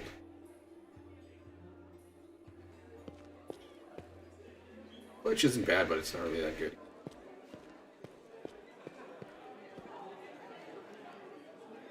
Let's put this in here. This, and these two. We'll go ahead and order our spicy pastry recipe. And we need to talk to stuff. Oh, it's you. Good work back there in the Grey Garrison. Name's Staunton Vane. If you heard rumors about me, just so you know, everything people say about me is true. I need to talk to the elf who calls himself the Storyteller. Do you know where I can find him? The Storyteller? Strange old fellow. That one. He used to sit with me for hours, asking about all sorts of things. He never offered judgment or comfort. He just listened. At first I wanted him and his questions as far away from me as possible. But later I realized that talking to him did ease my burden a little. I hope he's alive and well. He's completely blind and feeble too. So if he's alone in the city, well, you probably know that. I do know one place he might be. Look for him in the Blackwing. It's a library. Here, I'll show you where it is on the map. I don't know what use a library is to a blind elf, but he loved the place. He would sit there day and night. What do people say about you? They say I'm a traitor, as bad as Rulu Vorlish, that I'm a disgrace even among the ranks of the condemned, that Queen Galfrey should never have spared me, that I belong on the gallows. You really don't have any friends? I couldn't have survived this long if I was completely alone. Joran, my little brother, he keeps me going. He's never abandoned me. Everyone else shies away from me like they might catch what I've got. Even fighters in the condemned console themselves by thinking, I got stripped of my rank, but at least I'm not Staunton. Commander Tyrabade seems to be the only person in the whole army who remembers that I'm a soldier, not a drudge. He has no qualms about taking me into battle. He's had some mud flung at her in the past, or so I hear. That's why she tries to keep an open mind about people. It's no surprise she's the only one to hold on to her sense of reason. Why do they hate you so much? You really don't know? I'm the reason why the Crusade forces are holed up in fortresses on the edge of the world, instead of bringing the fight to the deep. We used to have a foothold in the wound, the mighty, unassailable city of Dresden. We used to have it, well, and all because of my stupidity. I gave the enemy our main citadel. I was tried, they wanted to execute me, rightly so. But the Queen intervened. She said that I should live and fight in order to undo what I'd done. That's how I live, decade after decade, fighting and condemned. As you can see, I have fixed nothing, and I have earned no one's forgiveness. Are you going to spit in my face too? It wouldn't surprise me. Alright, we'll spit in his face. The dwarf casually wipes his face. He then looks at you calmly like nothing's happened. A whole city fell because of you? How is that possible? What do you mean, how? If you don't trust the word of a condemned, go ask somebody else, like my little brother Jorn. If you still don't believe it, what's it to me? But if you're about to ask me to recount the story of my disgrace for the 1000th time, don't. So many years in the condemned, surely you've paid your penance by now.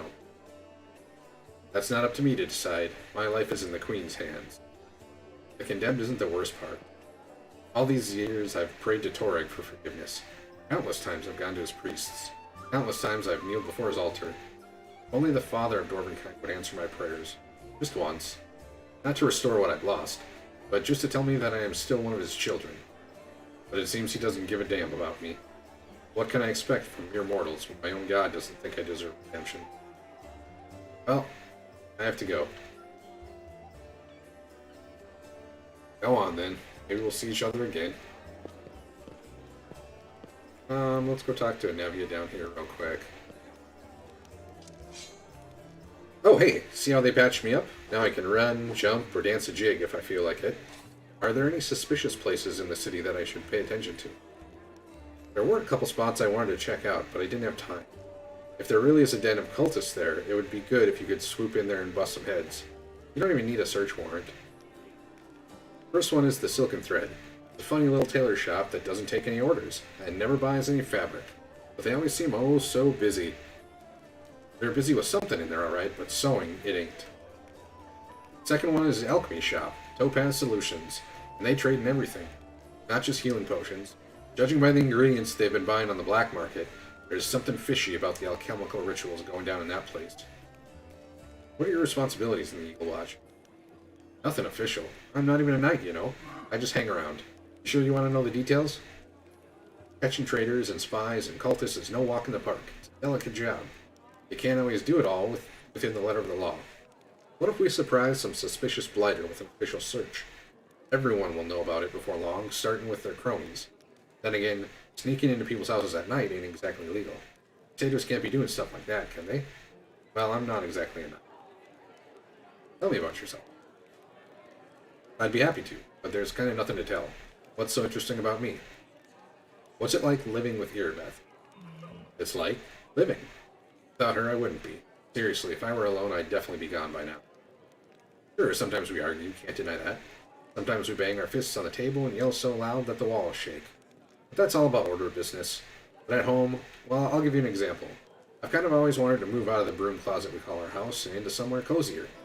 It ain't like take a bow of poverty much, but every month somehow most of our spare money is spent on Crusader business. Sure, I get mad about it, but part of why I love her so much. You know Irbeth has nothing that matters, or you know Irbeth has that thing that matters most for a person. A purpose in life. He's always got a reason for whatever she's doing. Her whole life is a crusade, and I just drifted around, like a leaf in the wind. Till Desna brought us together. Now she's the meaning of my life. So it really makes no difference if we live in a mansion or under a book. Well, how did you meet Irbeth? I was bumming around Timon a while back, doing this and that. Desna temples sometimes gave me odd jobs. You know, sometimes they needed people with skills like mine. On the surface it was fine, I guess. After Nidal, the freedom of River Kingdom should have seemed like heaven. My chance to sit back and enjoy life. But I wasn't happy. There just wasn't any joy in my new life. I was always alone. No one cared about me. I didn't care about anyone either. I struggled to find a reason to drag myself out of bed every morning. Tying a stone around my neck and jumping into the nearest river started to look pretty appealing. One day I was hired to follow some fellas who the local authorities suspected were Razmiran spies. I was stupid. I made a rookie mistake and they caught me. It's like my body had already decided to do what my mind had been fighting, to finally put me out of my misery. Get someone else to kill me since I didn't have the guts to do it myself. They grabbed me. I thought they'd get me on the spot, but instead they hog-tied me and dragged me off. And just like an animal going to the slaughter, my only thought was, let's get this over with. They brought me to their stinking cave, threw me on their altar, and I realized who it was. Kuthites from Nidal. They'd tracked me down after all those years. But I didn't care anymore. Wouldn't even have cared if they'd eaten me or whatever. We all gotta go sometime, right? So I was lying there, staring at those knives pointed at me when fate rolled the dice and I hit the jackpot. Irbeth. There she was, storming into the cave. Picture it, I'm lying on an altar with all these knife-wielding maniacs around me. Suddenly Irbeth storms in. I thought it was Iomade herself, fierce in her shining armor with her gleaming sword raised. She made quick work of those scumbags, chopped them up just like that. I didn't even have time to blink. She untied me and then she looked through all the papers they had on the table and she started swearing like a sailor. So much for Iomade. Where are you from? Nowhere. I was blown in by the wind and found in a cabbage patch. Sorry, that's an old habit of mine. I don't like blabbing about my past, but it saved my skin, so I guess I kinda owe it. Not to clown. I'm from Nidal, and I wouldn't wish my homeland on my worst enemy. You've heard of the place, I'm sure, ruled by monsters that aren't alive nor dead, and the official religion is the cult of San-Kuthan. I grew up in a slum like a weed between cobblestones. Didn't have a dad, but I had lots of aunts and uncles. My mom's cronies. No prize for guessing the kind of business she was involved in. They gave me a set of lock picks as soon as I could hold a spoon, and while other kids were picking their noses, I was picking pockets. When I was 12, the monks of the Silent Shroud came for us. Creepy guys with their mouths sewn shut. They're the guards in Yisrock. Mom gave me to her friends, and we hid in a secret temple at Desna. I never saw my mom again. I lay low in the temple for the next few years, kept my head down, I washed floors, fetched water, listened to sermons. Funny thing, after a while I started liking Desna's teachings. But as soon as I was old enough, I was out of there. I left it all and got as far away as I could. Quite a ragtag group you've got here, from nobles to street thieves. You got that right. Only the best for you. What do you do if the knights and nobles fail to save the world? The lowlifes are our only hope. How did you and Irabeth end up in Canabras? After almost becoming a human sacrifice, I knew I never wanted to leave Irabeth's side. Desna knows I fell for her instantly, and I fell hard. My misery was gone, and when Irabeth showed me what was in those papers, proof that the cultists had a nest in her home city, I offered to help without a second thought. She must have figured I couldn't wait to get my revenge on the cultists, but I didn't give a damn about them. It was her. I'd go anywhere with her, even on a crusade or into the jaws of a dragon. But I took to life in Canabras like a duck to water. I used to be an outcast wherever I went, but half of the crusaders are the same. After all, who'd volunteer to tangle with demons on the edge of the abyss? You gotta be either a goody two-shoes with too much honor and free time, or a misfit with no life out in the north. People come here to run away from their debts, their pasts, from themselves. So I fit right in. Alright, well, thanks for your answers. Thanks for asking. Let's see, we have to talk to Sela and Irabeth, but first we're gonna go head this way. Guess we'll talk to Juna. Are you one of the Crusaders? Thank you for defending those of us whose talents lie off the battlefield. I'm Juna, servant of Erastil. Pleased to meet you. What are you doing here? I only took my holy orders recently, so my god has only bestowed a little of his power upon me. As yet. I'm sorry to say that the number of wounded fighters in this tavern is far beyond my power to heal. But there's a reason people say, have faith in the gods, but look to yourself first. I may not be able to help the wounded with magic, but I can at least cut up the bandages. Are you from around here? No, I was just passing through Canabras. I was sailing down that old man of ours, the Great Selin, to a village named Chili Creek. I happened to land in the city on the eve of the festival, and I'm ashamed to say I decided to stay for a day to enjoy myself. But I ended up staying in the city longer than I'd bargained for. Chili Creek, where's that? It's a small fishing village. It's not even marked on some map, but people do live there. What they don't have is a priest. They have no one to heal their wounds, no one to offer prayers for a good catch, no one to give their dead a dignified burial, and the world wound is a stone's throw away. I'll be setting sail for Chili Creek to serve my god and my people. Once we've held Canabras, I'll be going there. If, by the grace of the good gods, we all survive this, you should come and visit me sometime. You'll find the village here, on the bank of the river. Aren't you a young and inexperienced cleric? Afraid to go to the border of the world wound? I won't lie, I am afraid. But what can I do? Those villagers are simple people. Every day of their short lives is spent doing hard, honest work. That's exactly the kind of life I want. Something simple but meaningful. If I had centuries ahead of me, like elves do, I'd have spared some 50 years or so to travel around the world. Or maybe even 100. Why not? But I don't have time to spare, so I want to spend my short life in the place where I'm needed. Even if it's dangerous. Especially if it's dangerous. I could use the help of a cleric. Rastal knows I'd be glad to help you, but it's no use. My spells are depleted, I have no training in potions or scrolls. See this robe I'm cutting up for bandages? It's the second to last one. Alright, well I have to go.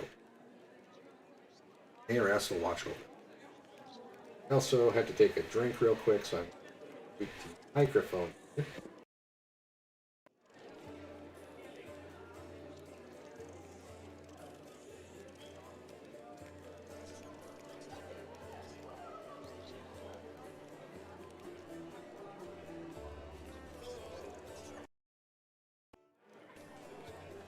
I have to set a hotkey for that.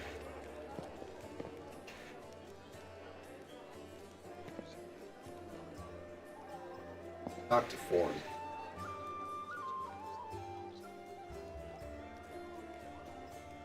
I am Forn, Autumn Haze, at your service.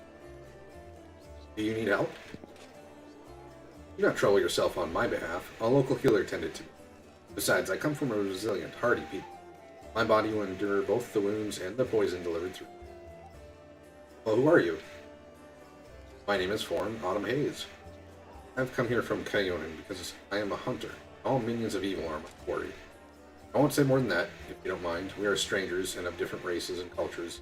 I'd rather not tell you more than is necessary. Who wounded you? A sinner and an accomplice to demons. The quarry I am hunting in this inhospitable place. I'm Mr. Lickman. You can trust me. I might be able to help you. It would be impolite to refuse such a direct and friendly offer. I'd like to know more about you. I won't hold anything back. Not who I am, why I made my way here, or who it is that I'm pursuing. Tell me more about yourself. Other peoples tend to believe their identity is the sum of a person's actions and the events that happen to them. For them, I have one of a long line of warriors of Kyone, who since his youth has dedicated himself to hunting evil and justice. For them, I am a successful and capable huntsman who has tracked down and slain a great many monsters. But I am an elf, and for me my identity has a different meaning. It is shaped by the place where I was born and that I love so deeply. I am shaped by what I find beautiful, what makes my heart quicken, by the fears that come to me in the dead of night, by the things I find so intolerable that the sight of them very core darkens and fills with poison. Thus, to tell you who I am, I would require many days and much candor, which is more than you and I have at our disposal. Why did you choose to be a hunter of evil? Because I am the son of a noble and proud nation. We are sometimes criticized for our arrogance, but no one dares doubt our honor. When a crime is committed, we cannot turn a blind eye. If we were to abandon our obligations to oppose evil, if we were to surrender this obligation to other races, we would also relinquish our preeminence. No more questions, then. Who's your quarry here in Mendev? I was hunting a fugitive, a desperate by the name of Kessa. It pains me to admit that there are heinous malefactors, such as her, among my nobles. I managed to catch up to her in Canabras, and I wounded her. Then demons appeared, and the city was engulfed in flames. I was injured in the battle, then couldn't free her soul from its to her dark mat. I'm sorry for your misfortune. I hope things will turn out differently next. There's no need for pity. Our ancient kind is blessed with great longevity. We gain a deeper understanding of the world than other races, and we learn our lessons better than anyone. That goes for learning from our mistakes as well. I survived, which means I will be more prepared when next. I wish to aid you in your hunt. I thank you, but this is my mission, and I'm used to facing all manner of terrorism. I do appreciate your willingness to help. If you happen to meet Kaelessa, take caution. She has turned many innocent souls to the path of evil, and darkness has rewarded her with many gifts. Her appearance alone will tell you that. It is warped. The agate skin, the malicious stare of her blood-red eyes, the bestial teeth. She's more monster than elf at this point. Nah, we're not going to go for that. I have to go. Good fortune to you.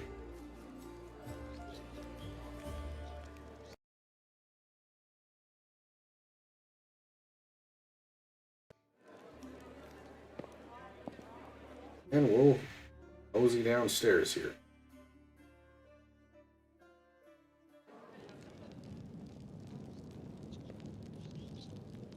This will trigger this little event.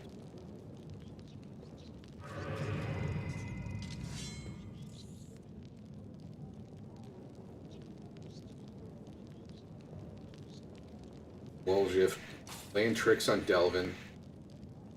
Wish I could bring Delvin with me as a companion. Leave Wolgift in prison.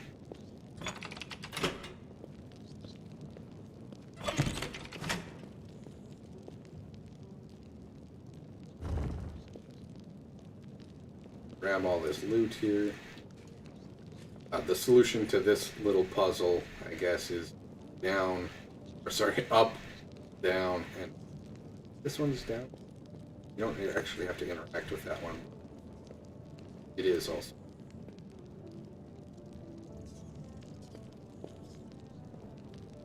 Then you have to grab the shield off the wall over here and push the button.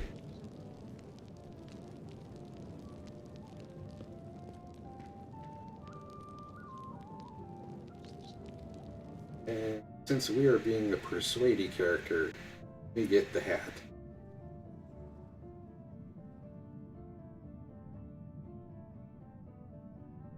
This is a headband of Alluring Charisma, increases your charisma by 2. And it is an enhancement. Got another enhancement bonus.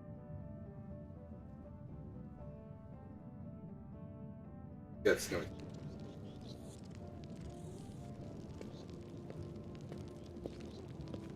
So, Woljip, what's going on? Hey, Dreamboat, come over here. I want to talk to you about something. Something really important. Quit bothering the decent people in here, Woljif, or I'll knock your teeth out! What's it to you, Delvin Dum-Dum? You were told to guard me, and I'm not stopping you. But no one told me I had to shut my trap. Your shadow. What was that? Get me out of here and I'll tell you. And don't worry, it's not contagious. Why are you in chains? Does it really matter? Don't get hung up on the past, Chief. Don't look to the future. Live in the here and now. He was caught thieving. Who are you? Woljif. Woljif Jefto. I deal in useful things. I can get you whatever you want. Anything. But there's just one problem. What do you want from me? I'll lay it out for you. Simple job, 30 minutes tops. We go someplace, talk to someone, and in return, whatever you want, I'll get it for you. Some extra rations? No problem. Armor, weapons, scrolls, you name it.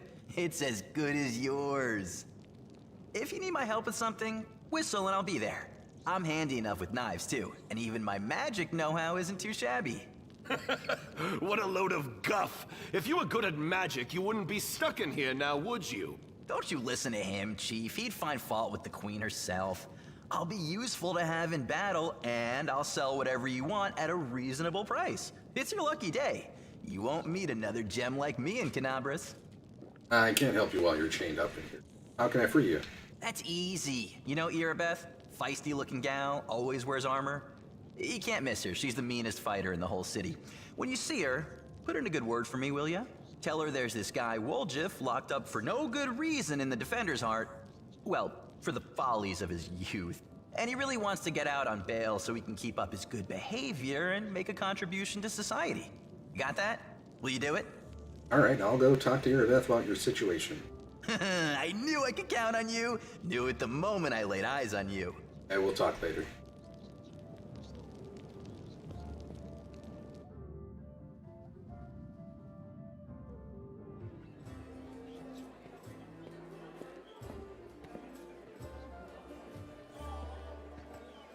I'm gonna head outside here real quick just to grab a couple things and talk to Staunton's brother.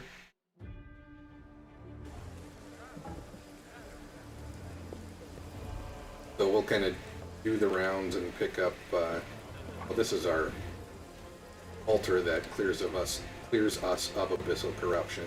You don't actually have to sleep to get rid of that, by the way. You just have to show up here and run around for a bit. You don't even have to run around for it. You just have to load into this zone. Pleasure.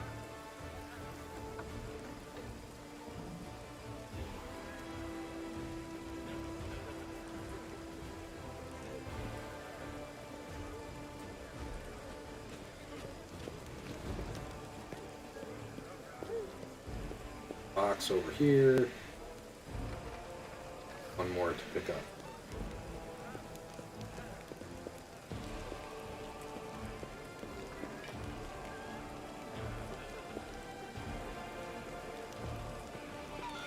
And we got Joran right here. A new face in the city. You picked a good time to come to Canabras. As you can see, we're in sore need of warriors. You know everyone in Canabras by sight? Well, not everyone, but I make it my business to know the people who might need my services. Blacksmith work isn't just with the anvil, you know. Why do you have your forge here in the tavern yard? Wherever I am, that's where my forge is. True master of any craft will always find the tools they need. I miss my old forge, of course. It's now just a pile of charred stone and metal. But I've still got my hands, and that means I can work. We're going to show him radiance. You recognize this sword? I recognize it. Of course I do. I made this with my own hands. There's my brand, see? Oh, Yaniel, things have been tough without you. But at least we've still got your sword. That's something. In battle, ordinary swords get blunted. They break. But sometimes a weapon can preserve... I don't even know how to explain. I'm no authority on these, but something like an echo of the deeds done with that weapon. Or more like the reflection of the wielder's soul? I don't know. I will say one thing. Take care of that sword.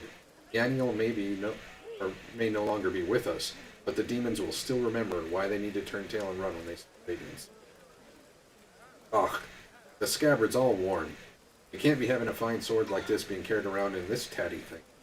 I'll make you a new one. If the city stands strong and we both survive, come see me again. I'll have it ready, no charge. I was Staunton to blame for the fall of Dresden. I've told the story so many times already. Well, telling it one more time won't kill me. Dresden was built after the First Crusade, back when it seemed like victory was ours for the taking, and that the demon invasion would soon be at an end. The population of Old Sarkoris was thoroughly diminished, and many of them hoped to see their hard fighting repaid with a small plot of unclaimed land. Dresden was a fortress built on all our hopes, and on Mendev's ambitions, though you're not supposed to say that out loud. What a city it was, Mr. Lickman. You can't even imagine. It was built up by the finest engineers from the Five Kings Mountains. Queen Galfrey spared no expense. Dresden was meant to be the capital of the Crusade movement, a monument to its glory and a beacon of hope for all of Galarian. Heroes were drawn there to seek fame and glory. They came from all over. Aldor, Garund, Qianxia. I couldn't list them all. A relic known as the Sword of Valor was kept there. The banner that had been carried into battle by Iomade herself, back when she was still human. That banner protected the city and kept demons teleporting inside its walls. As long as the banner was in place, Dresden was invincible, or so we thought. But the world wound suddenly expanded. The demons launched a new onslaught, and folks started saying it was time to declare the Second Crusade. Dresden was unassailable until one young officer was tempted by a beautiful woman. She convinced him that the banner shouldn't be hanging in the city, that its rightful place was on the battlefield. She whispered honey words about glory and valor and convinced him that he could be a hero as great as Iomade herself. And the poor fool believed her. He rounded up some of his hot-headed friends and carried the banner outside the city gates on an unauthorized foray. The demons slaughtered them within seconds, but for some reason the courageous ringleader was spared. A whole army teleported into Dresden, and it was a bloodbath. As you can guess, that officer was called Staunton Vane, and the woman turned out to be a demon. Not just any demon, it was Minago, that foul wretch. She's given us a lot of grief here in Canabras, too. Just don't ask me what I was doing while my brother was off having trysts with that beast. Why I didn't save him from stupidity. Who could have guessed it would end like this? I've failed my brother, that's the truth. I blame myself every day, looking at his plight. So that's the story. Are you Staunton Vane's brother? Yep, where he goes, I go. That's how we've always done it, even before the world wound. I forge the armor, he goes into battle and breaks it. He brings it back to me, and I repair it, and make it better than before. Everything has changed since then, of course, but that part has stayed. Alright, well, you gotta go. Torag, watch over us. If we need something from him, don't be afraid to stop by and ask. So, off we head back in here.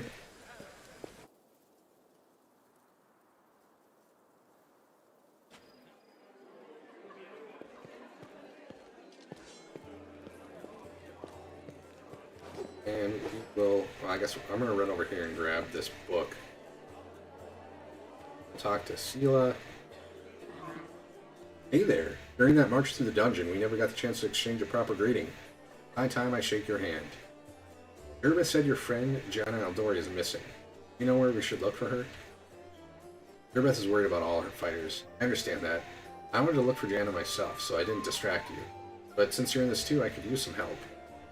Jen and I met in Canabras a few days ago and just hit it off. We went drinking together. Went to that unforgettable celebration together too. But we got separated in the crowd. So we should start looking for the main square. That's where I last saw her. Gianna's a good fighter, even if she is green. Couldn't have been coming to Eldori otherwise. I hope that means she's alright. What do you think of what's going on in Canabras? It's complete chaos. It's lucky we're here to handle it, right? Does the way I talk bother you? I know I can seem blasé. Many good people and our protector Trendle have died here in Canabras. A paladin of Iomade is expected to be properly respectful and solemn. But I prefer to face my troubles with a smile and a bit of common sense. Grief is a weapon they'll use against you. It can undermine a warrior's spirit. Better we hold off hunger until we've driven the last demon cultist from the city. I'm not bothered by how you talk. What matters is how you fight.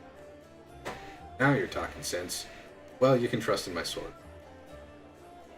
Is fighting in demons all you want, or looking for something more? How about covering myself in glory and becoming the hero of 100 ballads? At least a dozen if they're lively ones. Anyway, to be more serious, the area around the Whirlwind is the best place for a paladin who wishes to defend the weak and serve good. Being a part of the crusade is reward enough for me, but there's something that worries me. I don't want to sound like I'm criticizing my brothers in arms, but the Eagle Watch and the other orders are just focused on one aim, the war against the Whirlwind. That's why they can sometimes overlook the smaller things, ordinary misfortunes. I always liked being a wandering knight, because any moment I could get up, go help a poor rat folk. Family had been kidnapped. Or an old woman who said her dog had gone missing. So, here's my answer. I don't have some big important goal. I'll be happy to help those who need it. A little bit here and there. I'd like to know more about you. Of course. Ask anything, I'll answer honestly. What are the principles that the Paladins of Iomedae follow? I'll tell you, I like to recite our code. It feels like I've said it 1,000 times, but it never gets old. There is strength in these words. I will learn the weight of my sword. Without my heart to guide it, it is worthless. My strength is not in my sword, but in my heart. If I lose my sword, I've lost a tool. If I betray my heart, I have died. I will have faith in the Inheritor. I will channel her strength through my body. I will shine in her legion, and I will not tarnish her glory through base actions. I am the first in a battle, and the last to leave. I will not be taken prisoner by my freedom. I will not surrender those under my command. I will never abandon a companion, though I will honor sacrifice. I will guard the honor of my fellows, both thought and deed, and I will have faith in them. In doubt, I may force my enemies to surrender, but I am responsible for their lives. I will never refuse a challenge from them. I will give honor to worthy enemies, and continue the rest. I will suffer death before dishonor. I will be temperate in my actions and moderate in my behavior. I will strive to emulate Iomedae's perfection. What made you want to become a paladin of Iomedae? That's a serious question, and a good one. You should ask it of all your companions, but it's a long story. To start with, 12 years ago I was nothing like the person I am now. I roamed the streets of Solku with other homeless orphans. I stole, I fought, I was hired sword for a bit. Not the proper origin for a paladin, is it? Back then, Solku was a city of orphans, widows and widowers. Gnolls decimated the city regularly. My parents were among their victims. People there heard about new deaths before they'd finished mourning their previous losses. One day, a group of knights of Iomedae brought a glimmer of hope to the city. But while others saw them as saviors and protectors, I was busy pricing up their noble horses and wondering just how much one of their pretty swords would fetch. A thief lives one day at a time, that's what they say. I was the type that never thought past the next job. Anyhow, I was able to sneak into the knights' camp and steal one of their mithril helmets. And I was right there when a gnoll attacked the helm's owner. Akemi was her, and dealt a blow to her unprotected head. A gnoll like all the others she'd fearlessly driven from the gates of Solku. That one blow was fatal. But who's really to blame for her death? Gnoll attacker or young Sela? We're not going to choose either lawful or chaos. We're going to try to stay neutral evil, essentially. I know what it takes to survive. Sometimes I can't judge you. Well, I can. I believe everyone deserves a chance at redemption, but redemption means understand what you did and you're harder on yourself from now. But you were asking what brought me into the ranks of Iomedae. We all choose the paladin's path for our own reasons. Some are guided by nobility of spirit, some by desire to fight injustice. I became who I am through penance and a debt unpaid. The day Akemi died protecting my city, I wanted to kill myself for the terrible guilt I felt. But then I realized it wouldn't make the world any better, and I decided that instead I'd try to take her place. I'd become who she had been, and protect the innocence that she would no longer be able to. Tell me about yourself. Where are you from? I'm a little bit from Geb, a little bit from Katapesh, but mostly from the Knights of Iomedae. I was accepted and began my training at 14. I belong to their ranks more than I belong to any other place. You've come to Mendev by a long road, haven't you? A very long one. A traveler is expected to have amusing stories. Unfortunately, I have only 3 tales of any interest, and I'd like to save them for our next feast. Otherwise I won't have anything to show for myself when I start bragging. And that just won't do. Especially since I'll win the night with my cautionary tale of a battle of chupacabras. You can't tempt me with a story about fighting chupacabras and then not follow through. What are chupacabras, by the way? Incredibly repulsive magical beasts, fast and dangerous. They can. Well, it looks like someone's fooled me into starting the tale. I guess now I'll have to tell the whole story. Picture a small town in Kadira, and down in the dungeon, there's two murderers waiting to be executed. The gallows are already built for them, rope's been bought, but sometimes life takes a surprising turn. Suddenly, a paladin of Iomade appears in the doorway and offers the murderers a deal. If they go with her to fight some monsters, they'll live. If they survive, that is.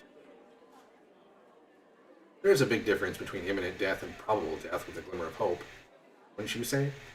So, here we are traveling through the desert, me and my friend, a priestess of Sarenrae, along with a little ratfolk fellow who'd asked for our help, and the two cutthroats.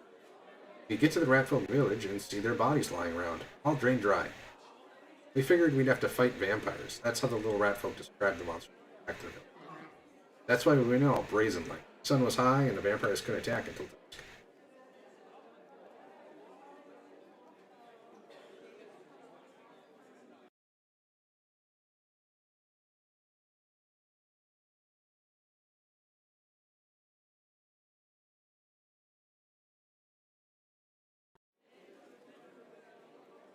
But we never got a chance to look around. Black shadows, quick as the wind, attacked us from all sides. Not vampires, but chupacabras. One of the lads we pulled from the gallows got killed right away. The second one ran for his life. That left me, the ratfolk, and Kyra. That was the name of the priestess. And we all steeled ourselves for the fight of our lives. And just when we thought the end had come, with the chupacabras surrounding me like a pack of dogs around a bear, and our ratfolk friend wounded and down, and the teeth of the quickest of those blasted monsters was clutched on Kyra's shoulder, right then, when all hope was lost, the other lad from the gallows suddenly comes running back. He kills the beast attacking Kyra. I'm sure you know what a turning point in a fight looks like. Well, this was it. A moment before, we were lost, and a moment later, we had it back under control. The chupacabras dropped dead one by one.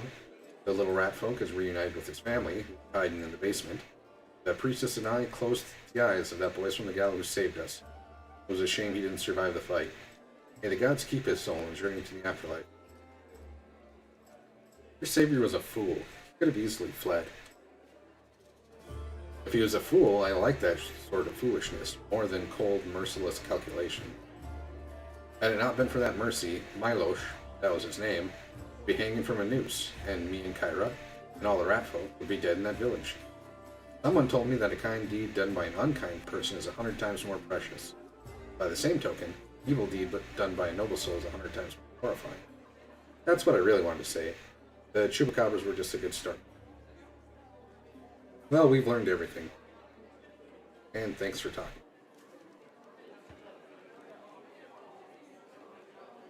So I think probably gone on for long enough. It looks like we've been about 2.5 hours here. I think we're gonna call it for today.